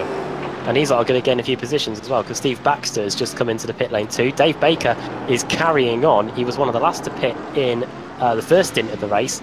Looks like he's going to be one of the last to pit yet again as we're approaching the final half an hour of this one, as Harrod and Thompson emerge from the pit lane. Yeah, it's showing Steve Baxter in third. He's just still in the lane, dropping down the order. But pretty decent race for Baxter, actually. Good gains. What a race by Mattia Fellini. I know he's only made 1 stop, but he's gained 34 positions. His teammate Kurumo is sat in 15th place. He's gained 22 places as well. So if Fellini has a very quick stop, he could still get into the top 20 here. So it'd be interesting to see exactly how he does and what he gets out of that. Baxter's still in the pits, but he's making his way out now. He might, if he's quick around the pit exit, he might just maintain the top 10 position. It's going to be close. I wonder if you can have a little look at that, because that's going to be... He's coming around Curva de Sol. And yeah, indeed he has. And actually the 11th place driver, it shows is going off, and that's Jack Styles. Oh my word. And this is a... Alright, oh heck! Could have a 1994 on our hands here. Dear me, it almost was. And playing the part of Eddie Irvine is... the inside goes Richard Warmingham. Oh, that's Pete Newman, sorry. That is a fantastic move by Pete Newman. 2 for 1 special. Got cars in here that have only pitted once, Jack Styles being one of them. I bet Steve Baxter's glad he got out in front of this lot. Dear me. The contact, Gregory, and that is Warmingham this time. Luckily he doesn't hit that tyre barrier. I've seen a few in there over the years. Oh yeah. He got back on though, did Richard. And he might be able to have another go at Gregory in a minute. So then, cars inside the top 20 there yet to stop. Fellini, Baker, Styles, Kurumo as well. But Kieran Roche has made 3 visits to the pit, so has Chris Woods. So some entertaining races for those drivers as we come out of Calgary. It's just 2 stops for Kieran Roach, Adam. It looks like. There you go. That's me. That's my timing. In fact, Alex, could we get the stops on the screen? Can you put those on? Do you think? That's what I'm reading from. So there might be just an issue with my timing screen that says 3 stops for Kieran Roach as Ben Gregory gets past Jack Stiles. Yeah, that's partly why I asked to put it on. I wondered if it was just a thing that I was seeing or not. But yeah, you see everybody. You can see who's yet to make their second visit to the pits. Of course, 2 stops. Even if you think you can do 1, 2 are mandatory tonight. You have to do 2 stops. Dave Baker leading the way, but again, he has to pit, and he'll probably come out. Well, 5th, 6th, or 7th probably for him. Thompson, Harrod, Foggy, Rose, Brandon, Evdoka. That's effectively your top 6. Realistically, your top 6 as well. Matteo Fellini, as Adam mentioned, up to 8th place after only making 1 visit to the pit lane, but he will have to come in very soon. It'd shock me, Adam, if we don't see Fellini and Baker in the next 5 minutes. Yeah, because that would be 45. We're nearing 45 minutes since they were last in, and that's pretty much the limit. Just over 45 minutes in terms of how far the car can go on a 70% fuel tank. So yeah, we don't want to see any John O'Lazy's on hands here. As we no, because they'll be absolutely furious. No, Baker's coming around Young Cow now, actually, I have to say. And we have a number change. They'll be lobbing the pit balls in front of his face, I think, if he doesn't get the next few laps. Just throwing it at him. Yeah. Come on!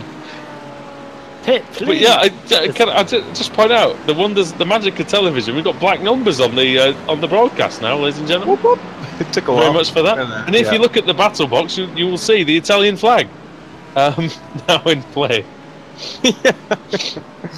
So there you go. But yeah, that's nice. That looks nice. Ben Gregory, 12th place. How is that BMW looking as pristine, Alex, as it is Thank right God now? for fast repairs. That's what I'll say. Well, indeed. Sorry, Ben, but you know it's true. That's it. Oh dear.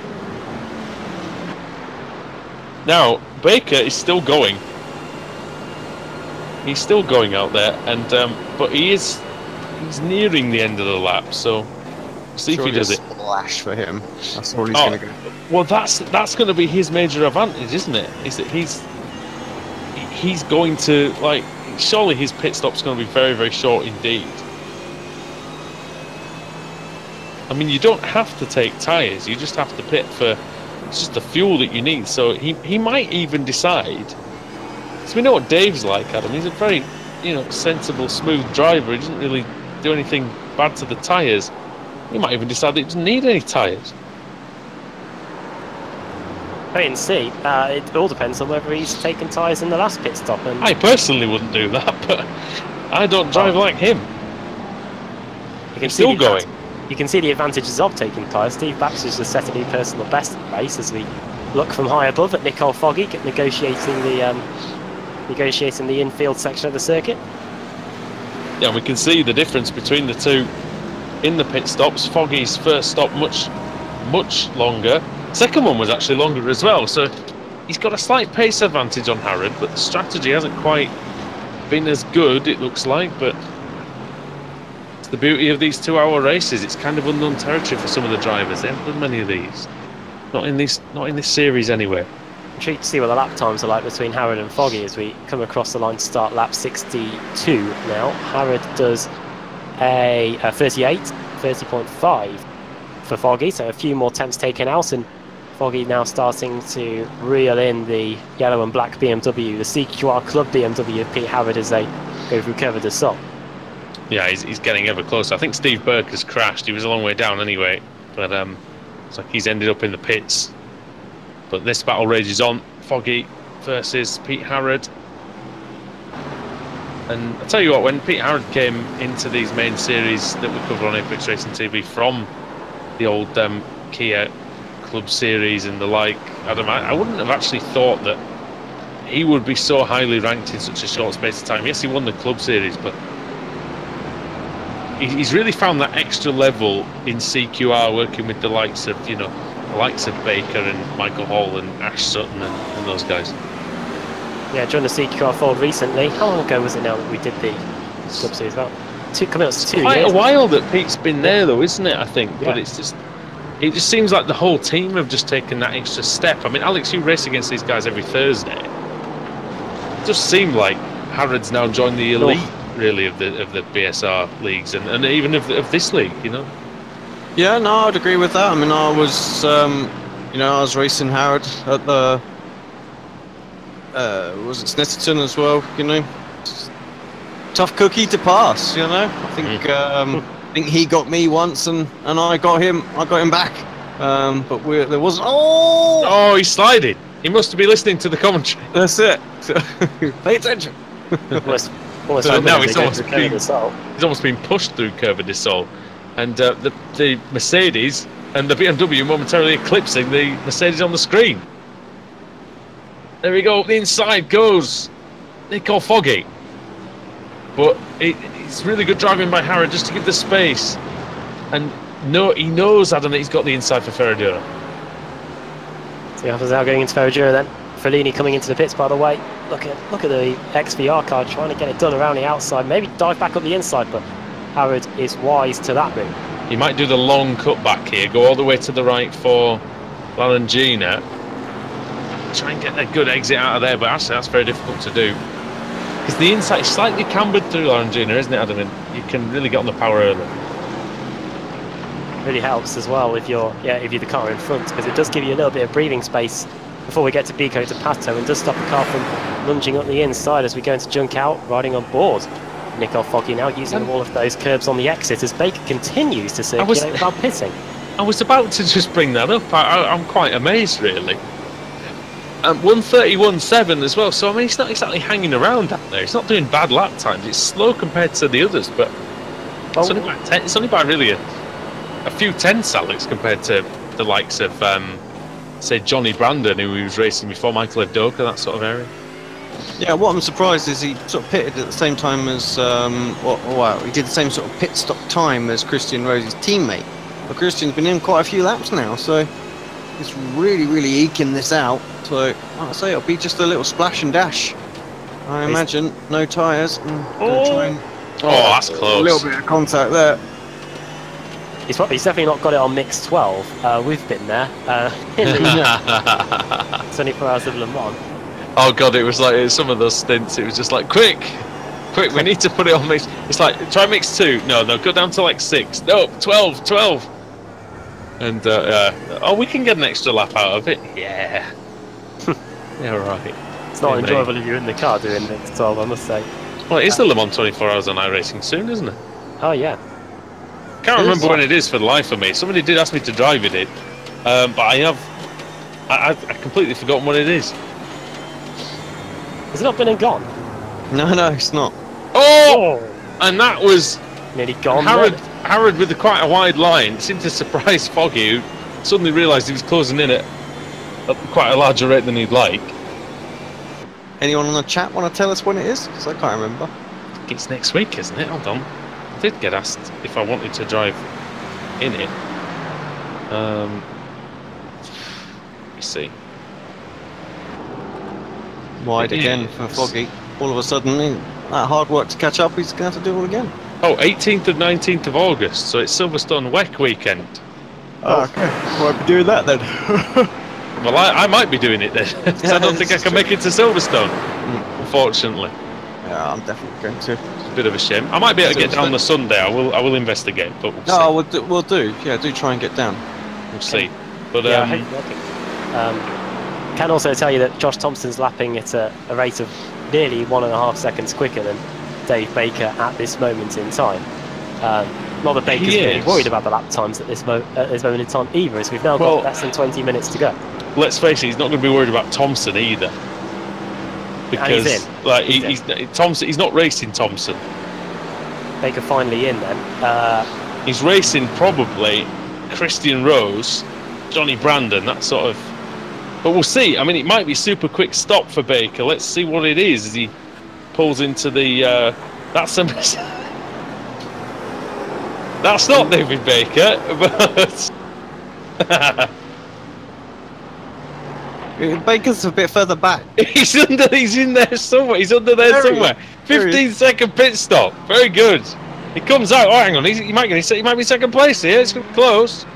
Harrod is. In fact, it's not going to be close at all. He's clearly second. Yeah. Brilliant strategy by Baker. And Harrod trying to defend from Foggy, who's trying to go around the outside into centre S's. But what a strategy by Baker and Ferrari, Alex. Yeah. Yeah, pulled one out of the bag there. He's obviously drove to a number, hasn't he? And really made a huge difference. 14.6 seconds. Starts fantastically short. No tyres. Of course, he's possibly going to be hunted down a little bit, I feel, by Harrod and Foggy, because they definitely will have new tyres. So we'll see. It'll be a little bit slower for these last sort of 18 minutes, but he has got a 7-second buffer. And while these two are battling, perfect for him. That is sensational from CQR, Adam. What a strategy that was. And that's the car that doesn't look like he's got any business being in second place. Oh, just looking at where the Ferraris are in this field today, we've got one in second, one in fifth, and then one in 10th, and then after that, that is it really. And what a great job this has been by CQR. They're now locking out the podium with 3 different teams. And Fabrications first, Racehub second, and CQR Club in third. Alex, do we have that manufacturer graphic handy, just to see? I do. I've got it open. I think I've got a different live timing. Just to show everybody what the which cars are where. Yeah, highest Audi in 15th. Oh no, highest Audi in 8th, I should say, with Underhill. Yeah, Underhill's having a cracking race, really is. That second pit stop was 30-odd seconds quicker than the drivers around him, so that's what's got him up into the top 10. The highest AM in the field. Currently 5th in the AM standings. Just have a look at the pointage. Well, he could well go up into second place in the AM category today, as again, this battle rages on. Foggy desperately trying. Now, Harrod needs to cover the inside if he wants to defend this, because, to me, it gave Foggy a car's width. I think Nico Foggy, I've been trying so hard to battle for the last few laps. Alex, I was kind of surprised he didn't take it, but now he's surely got the. He's surely going to. Oh! Well, we almost had. On my hands there. Almost. Surely, though, they had him this time. And yes, indeed, he does. There's no way that Harrod can hold it out around the outside there, but it's not. That's not to say that he's out of this battle completely. Yes, he's now going to be the one with the slipstream as we go out of Junk Cow. We may even fancy his chances into Pico to Pato. Surely not all. Well, we've seen what the BMW can do in a straight line these days, so it wouldn't surprise me if he manages to get through again. You can see on the screen it's a nice mixture of manufacturers, actually. No McLarens and no Ford GTs in the field this season, sorry, in the World GTs. McLaren needs to be put to bed, I think. Probably the Ford does as well, let's be honest. Well, the Ford more so. We just need an update, don't we, with the McLaren? Here comes 20S or whatever. Yeah, here they go. Oh, well, he did get a good slipstream, not able to get through. Got to mention as well, we mentioned about the great job that Baker and Rose have done, but Pete Newman up in 10th in the other Ferrari, the other CQR S-Line car. He's done a cracking job as well. Ty Fellini has maintained his position in the top 20, 17th now. Underhill, position up now. 17 spots. That's pretty impressive. Fellini, 26. Yeah. Yeah, very good from Underhill. Very, very good indeed. He's got the strategy perfectly. He's gone very similar to what Baker has gone, actually. So he's just lost a place, and I think there'll be a few people hunting him down, but still gonna end up with a good result here, I think. Might win the class. He's made a brilliant move. I mean, how far is he ahead of Woodhouse? It's about 20 seconds. So he's definitely going to win the class, Alex, as long as he doesn't make a mistake. And I tell you what, he's 2.6 ahead of Pete Newman. Sorry. Quickly check in. He is 20. Oh, he's right behind Baxter. He's 22 seconds clear. So, yeah, it's doing a great job.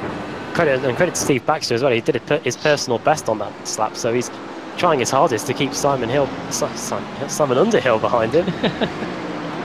Michael Evdoka did his personal best on the previous lap as well, 1:30.98. Decent lap time. Good couple of battles forming up this one as well. Warmingham and Gregory. And then you've got, I think... Birmingham has actually just gone past Gregory, Alex. I wonder if we could maybe see the... I wonder if we could get the replay of the overtake. Let's try. Here we go. Going into the centre S then.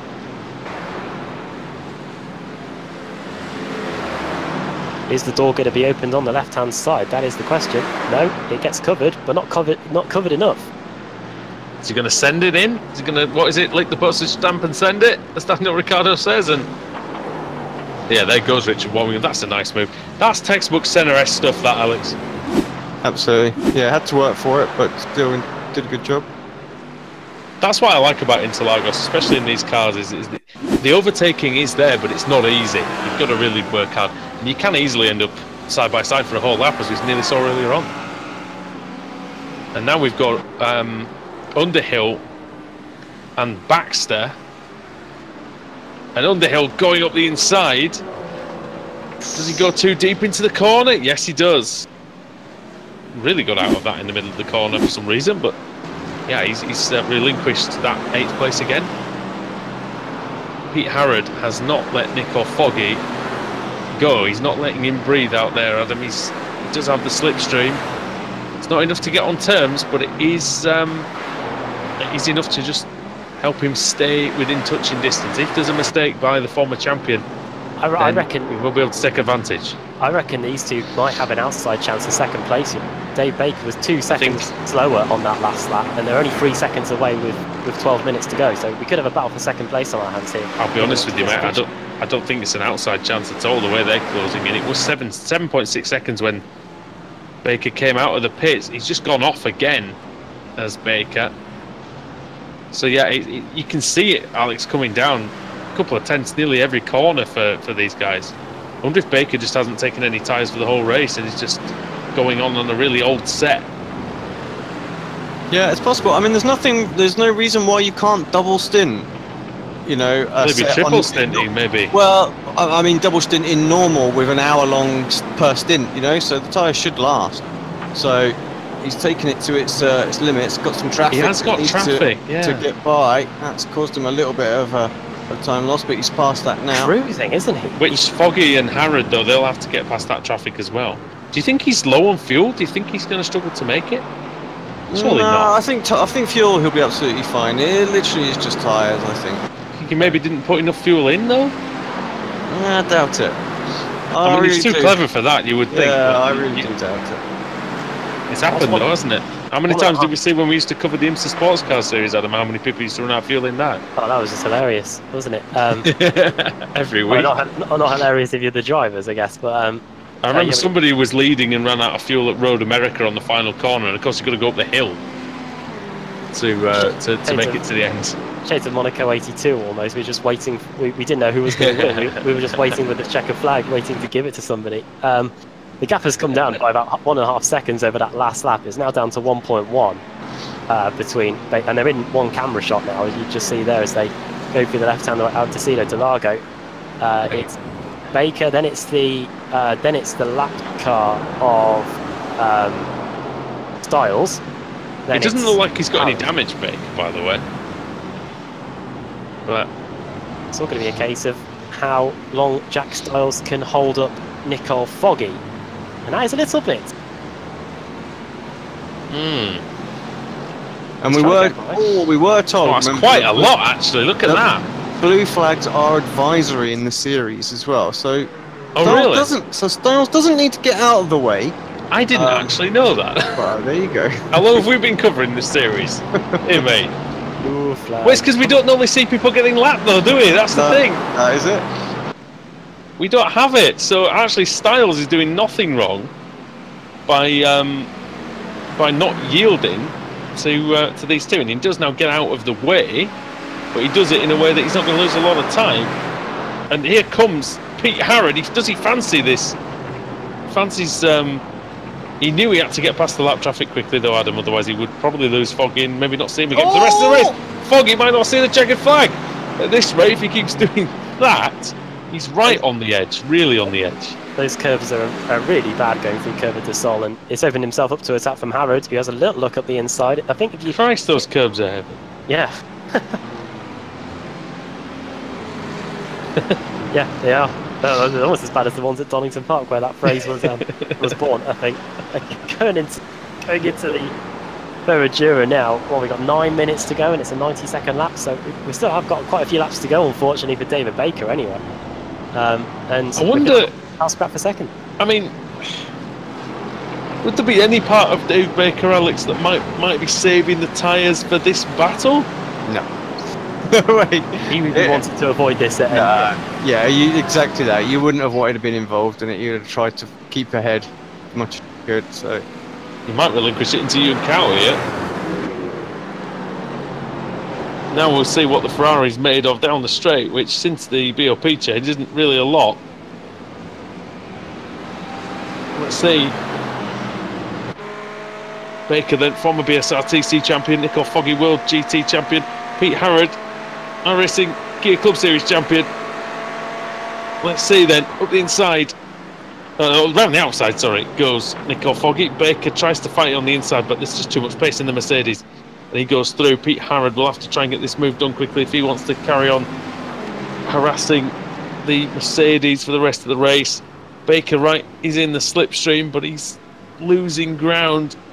Harrod might just have a go here, up the inside, into Desida de Largo. And there'll be no descent for him, it's an ascent up into third.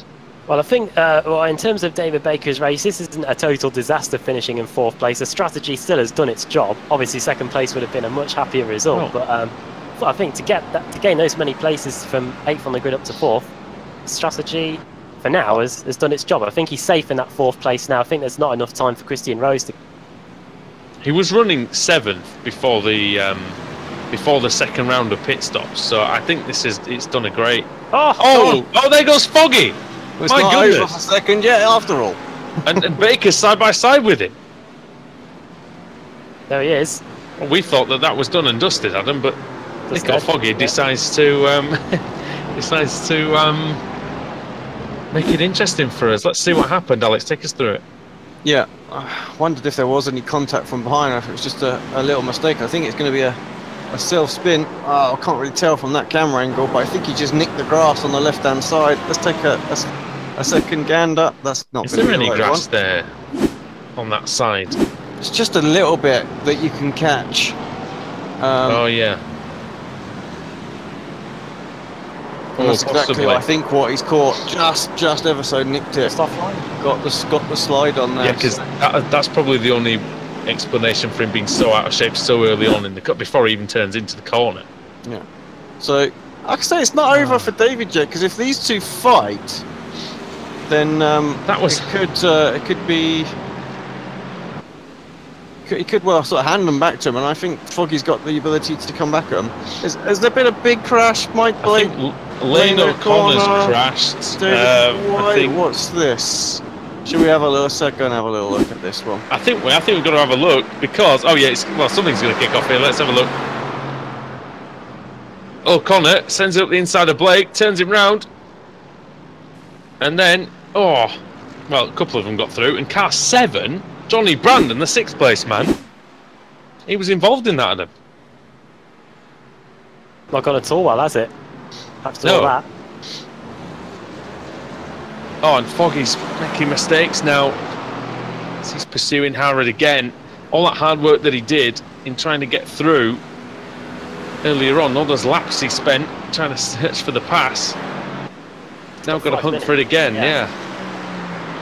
5 minutes. You can see we've got the intervals on screen now, I'm not too sure, but Harrod's got a 26-second lead over Pete Harrod. He sits in... Thompson's got a 25-second lead over Harrod, who sits in second. Then it's still got Foggy in third. Haven't really mentioned him, but I think we've lost Scott Malcolm from the race. Yeah, I did see these jump backs to the pits as well. So he was running in. Punted 20. Out. Who was that?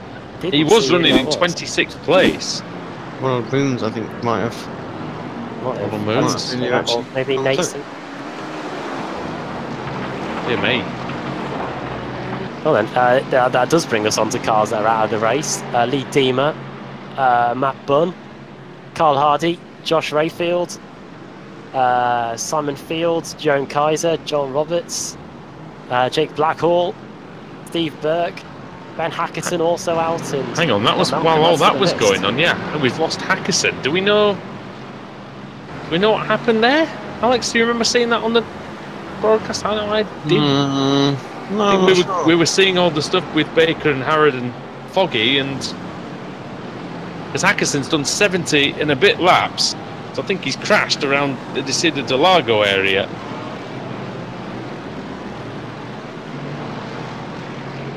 But yeah, that's ended his race prematurely. He was having a decent run. Simon Underhill still in the top 10.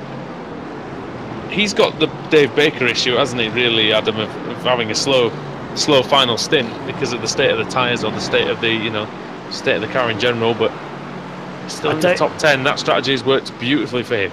It's not as drastic as Dave Baker. At least Underhill's still lapping in the 131s, which is similarly around where everybody else seems to be. So I don't think the drop off in will be that bad. But yeah, Simon Underhill, 15 positions gained. Great performance by him, and so too for Mattia Fellini, who's gained 26 places. We've now got a battle going into the ZRSs between David White and Matthew Blake. Michael Blake. Dana White. There you go. UFC President Dana White. Dear me. Michael Blake. Well, 23rd place. I don't know if we're going into the right. Somebody's sending one up the inside. That is David White sending up the inside of Blake. Don't know if we'll be seeing that on Apex Racing TV after BT have lost the rights. I don't know if we're going in for them, but hey, well, I'd bid for the UFC rights. Apparently BT don't have a hell of a lot of money at the minute, so I could probably find some loose change in the back of the pocket to bring that to the channel. Pete Howard, though, he's hoping that he can line his pockets of the money for second place, and the points for second place. He comes across the line now. We've got 2.5 minutes to go, so this is going to be the third to last lap. I think we might get 2 more after this. To use a martial arts analogy, we're well and truly into the championship rounds. We're into the final minutes of the event. 2 minutes to go in the race, and well, it's been a hell of a one for Josh Thompson. 26 seconds he leads by at the moment, but we're looking at the battle for second place. We do apologise to Josh for not really showing him at all in the broadcast, but the second place battle has raged for the last 10 or 12 laps. Nicole Foggy is frantically pursuing Pete Harrod as they vie for the second step on the podium. Through the infield then, Orangina going up to Bico de Pato, the Duck's Beak.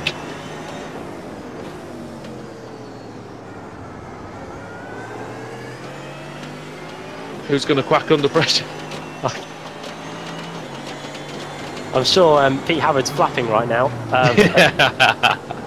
Alex, Alex, have you got any duck-related puns you can follow that with? Oh, sorry.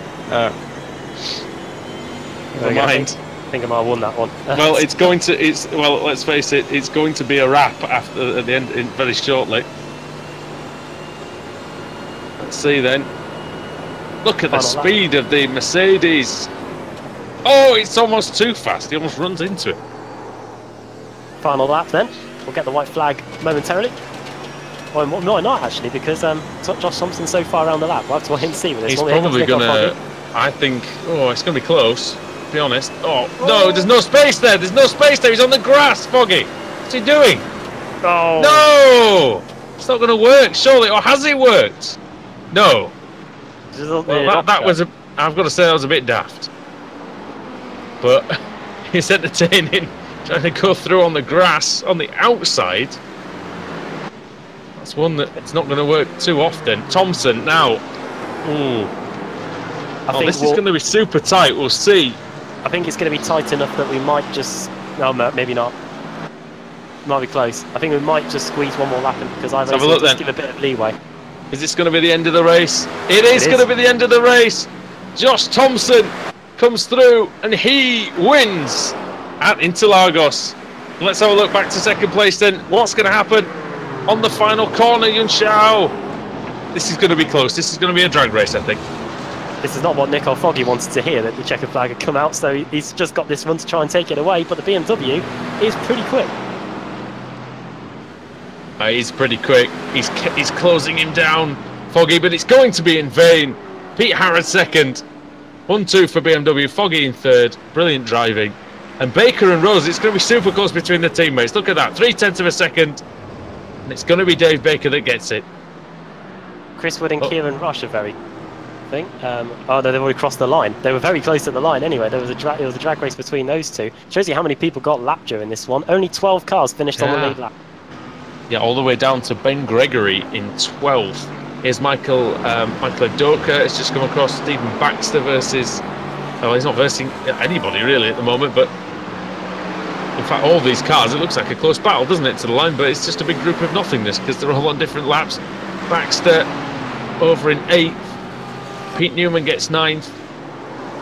And Simon Underhill, yes, he flashes the lights, and why not? Why not? Because the man who was 5th in the AM category, surely he's gone up into, I would imagine, at least 3rd with that performance. Terrific job. Great strategy up into 10th. Richard Warmingham 11th. And Ben Gregory somehow gets to the end of the race in 12th. Well, Adam, that was terrific.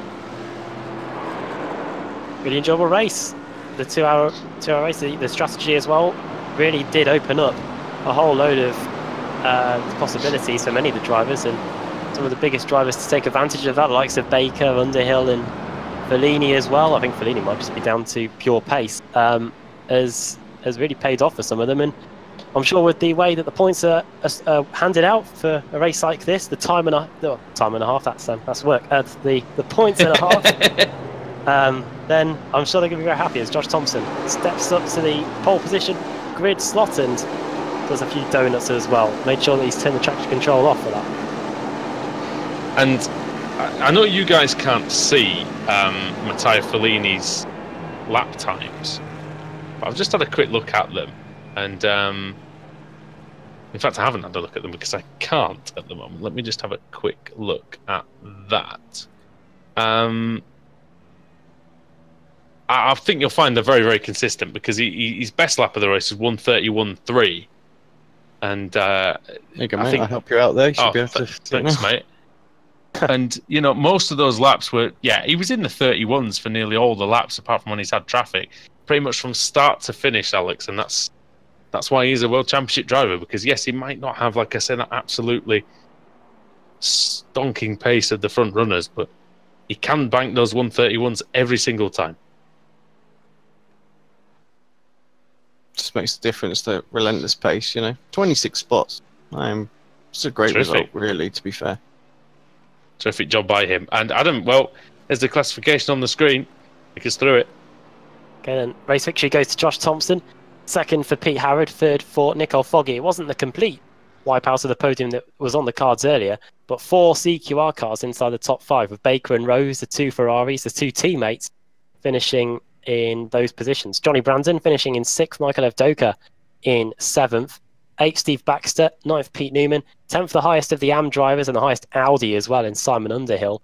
He'll be very happy with that. Richard Warmingham in 11th, 12th Ben Gregory, the last car to finish on the lead lap. So such was the dominance shown by Josh Thompson here today.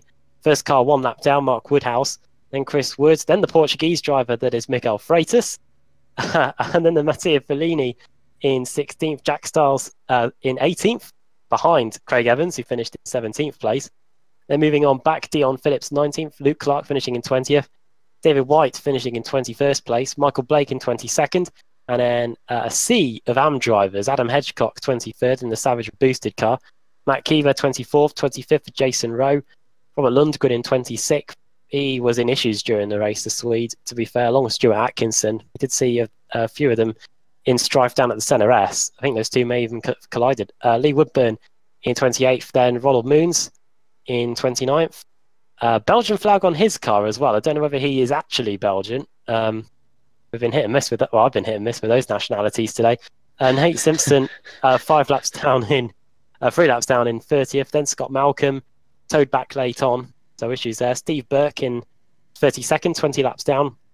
Jake Blackhall, until the final third of the race, things looked pretty well for Jake Blackhall. A top 5 or maybe even a podium could have been on the cards if it wasn't for the tyres just getting absolutely roasted in the closing stages. John Roberts, 31 laps down in 34th. Jerome Kaiser didn't last too long in his return to the World GT Championship. Simon Field, neither for him either.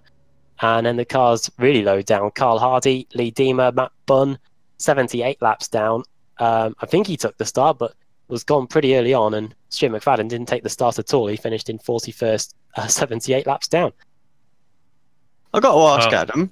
Just there was a couple of drivers missing actually, and it was just wondered where you were reading those results from, just in case there was a little glitch that we need to report to the developers. I did do retrieve positions before I read them out, but I was reading them off the graphics on my own. For some reason, I'm not getting the ones that you had up on screen, so I've been going off something else. Who did I miss out? I'll make up for that. Yeah, it doesn't matter now. Just wondering. So we'll have to have a look, see why you're getting some different results. But the ones on my screen were the official claims. Weird that. Oh yeah, I am connected as a commentator, but for some reason I haven't got the graphics that you're showing on screen on mine, on my OBS for some reason. But we do. We don't need official results to tell you that Josh Thompson was the race winner. He's here now with us, Josh. Hello. Well, that looked like it was just a bit of a nice stroll around the circuit today. Yeah, for once it was actually quite chill back and just drove a car. Really, it's actually quite a lot of fun. I've not done. Everyone's probably going to say, "Oh, you've done a lot of laps," but this week I've been trying to get my safety rating back up after Spa going to a C license. So I hardly touched GT3 this week. So I only really had last night in IMSA, and that's completely different weather, completely different scenario.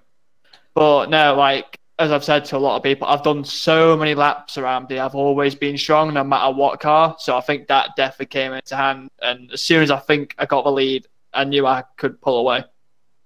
It's a great circuit. It always has a great flow. Was it like just racing yourself out there? Is it just it's a constant battle to just not push the limits too far, I guess.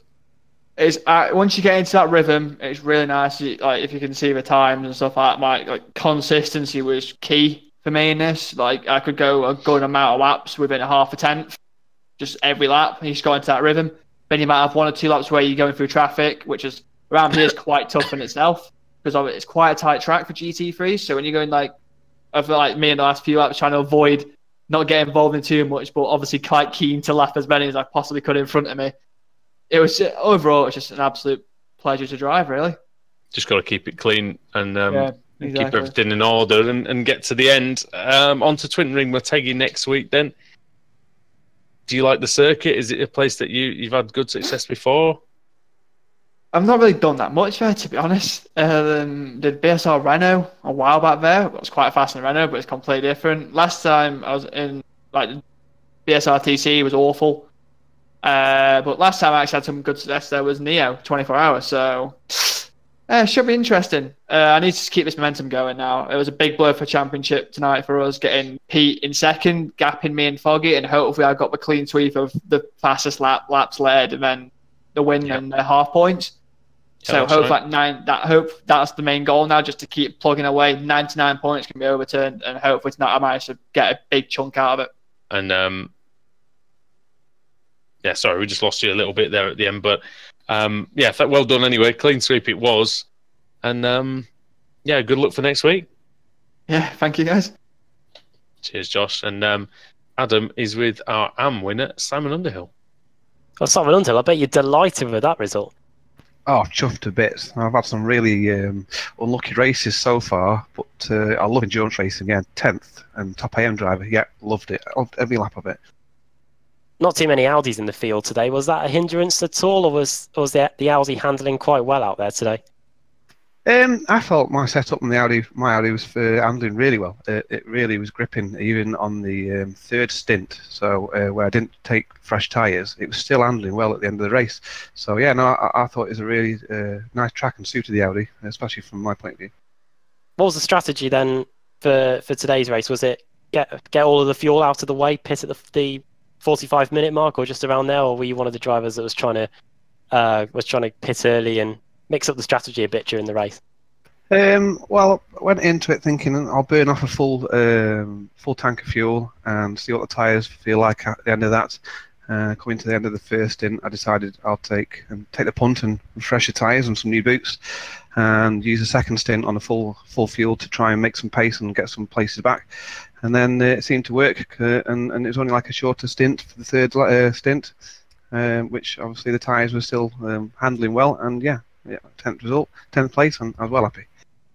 And with the extra amount of points that are handed out in these endurance races, that should put you in decent stead going into the rest of the season, even with the shorter races coming up. Yeah, I hope so. I only got 13, I think it was, instant points, so there's not many points to knock off the score anyway. Shame Bart Damon couldn't be here this week and race for Nomad Sim Racing as well. But yeah, I think I did a decent job, and congratulations to the podium as well, and especially Josh, another good win. I think it's going to be tough to catch him. And Twin Ring Motegi next. Thoughts on that one? I know Josh Thompson hasn't done too well around there. Do you reckon you'll be able to get a similar result to today? Not one of my favourite tracks. This was one of my favourite tracks, the Interlagos, but Twin Ring with Motegi, not one of my favourites. Not sure if it's a track that suits the Audi either, but we'll see. Great. Well, before we let you go, do you want to send a quick shout out to anybody? A big shout out to the organisers of the WGTC. I think they do a sterling job. I come from an ex-league myself, Bosra, and I know how difficult it is to organise such events. Yeah, they're doing an absolute sterling job. And also to you guys for the coverage you're giving us as well. Brilliant. Well, well done on the result. Good to see the Audi back up there again, doing pretty well. And yeah, hopefully we'll be able to chat to you again in the next few weeks. Yeah, see you later. I'm sure you'll enjoy watching that one back. Can't wait. Well, thanks, Simon, for joining us anyway in the commentary box. And yeah, lads, I think that's probably all we've got time for. Oh, but in fact, apart from, we need to get Michael Blake in about the draw.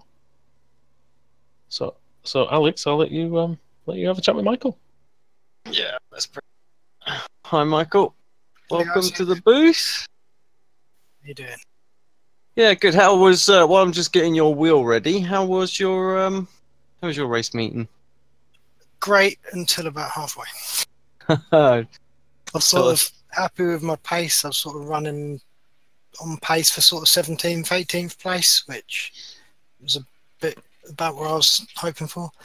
But I made one little mistake and lost it, and it got the tyres hot, and they never seemed to cool back down. And then I went and made another one trying to make up for lost time, and then a third one before the second pit stop.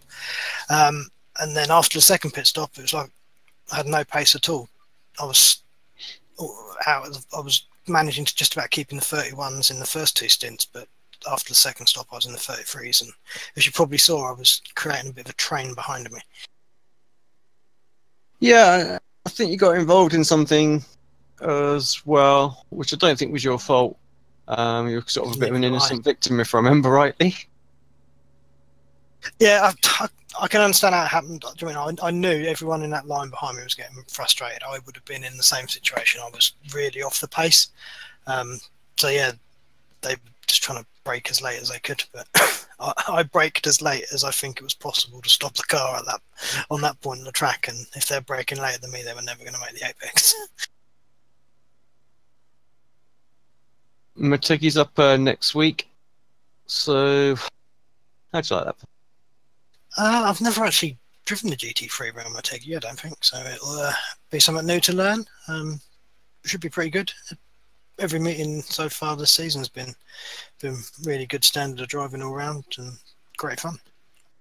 So, right, well, stick just around for a second. I'm just, like I say, I'm frantically trying to get your wheel sorted out. So give me a second, because obviously it's Simmortal's prize draw. How's the entries? How's everything been? How's the orders going? The entry's a little bit quieter this time, so I think we're going to mix it up a little bit on what we're going to do for the future. Try and keep it sort of fresh and everybody the interest up. General orders going okay, so having a few more come in, and yeah, hopefully it keeps building and we keep turning out some good stuff. Right, give me a. Did you get your McLaren yet, Alex? Yes, I've had that. We're gonna do a couple of little tweaks, aren't we, Michael? Yes. So, because I'm picky, but yeah. So, I tell you what, Michael. Some customers, eh? Yeah, you just can't get the people, can you, dear me? I totally agree with everything he suggested on this side. You're not supposed to agree with him. Ah, mind. Sorry, guys. Right, sorry. Just the wheel kept shutting itself down, so I do apologise. Right, but I am actually there now and saving it, and then we get it up on screen.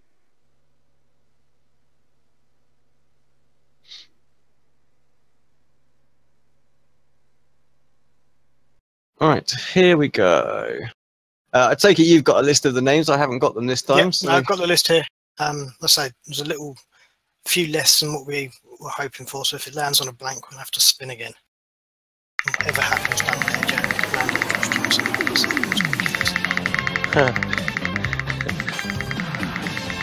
I don't know what the numbers are, so he's going. One last spin. It's a big wheel. It's like one of those pictures of the sun that goes next to the Earth, isn't it? Where you see some of it. Comes to a stop on 74. Do we have a winner?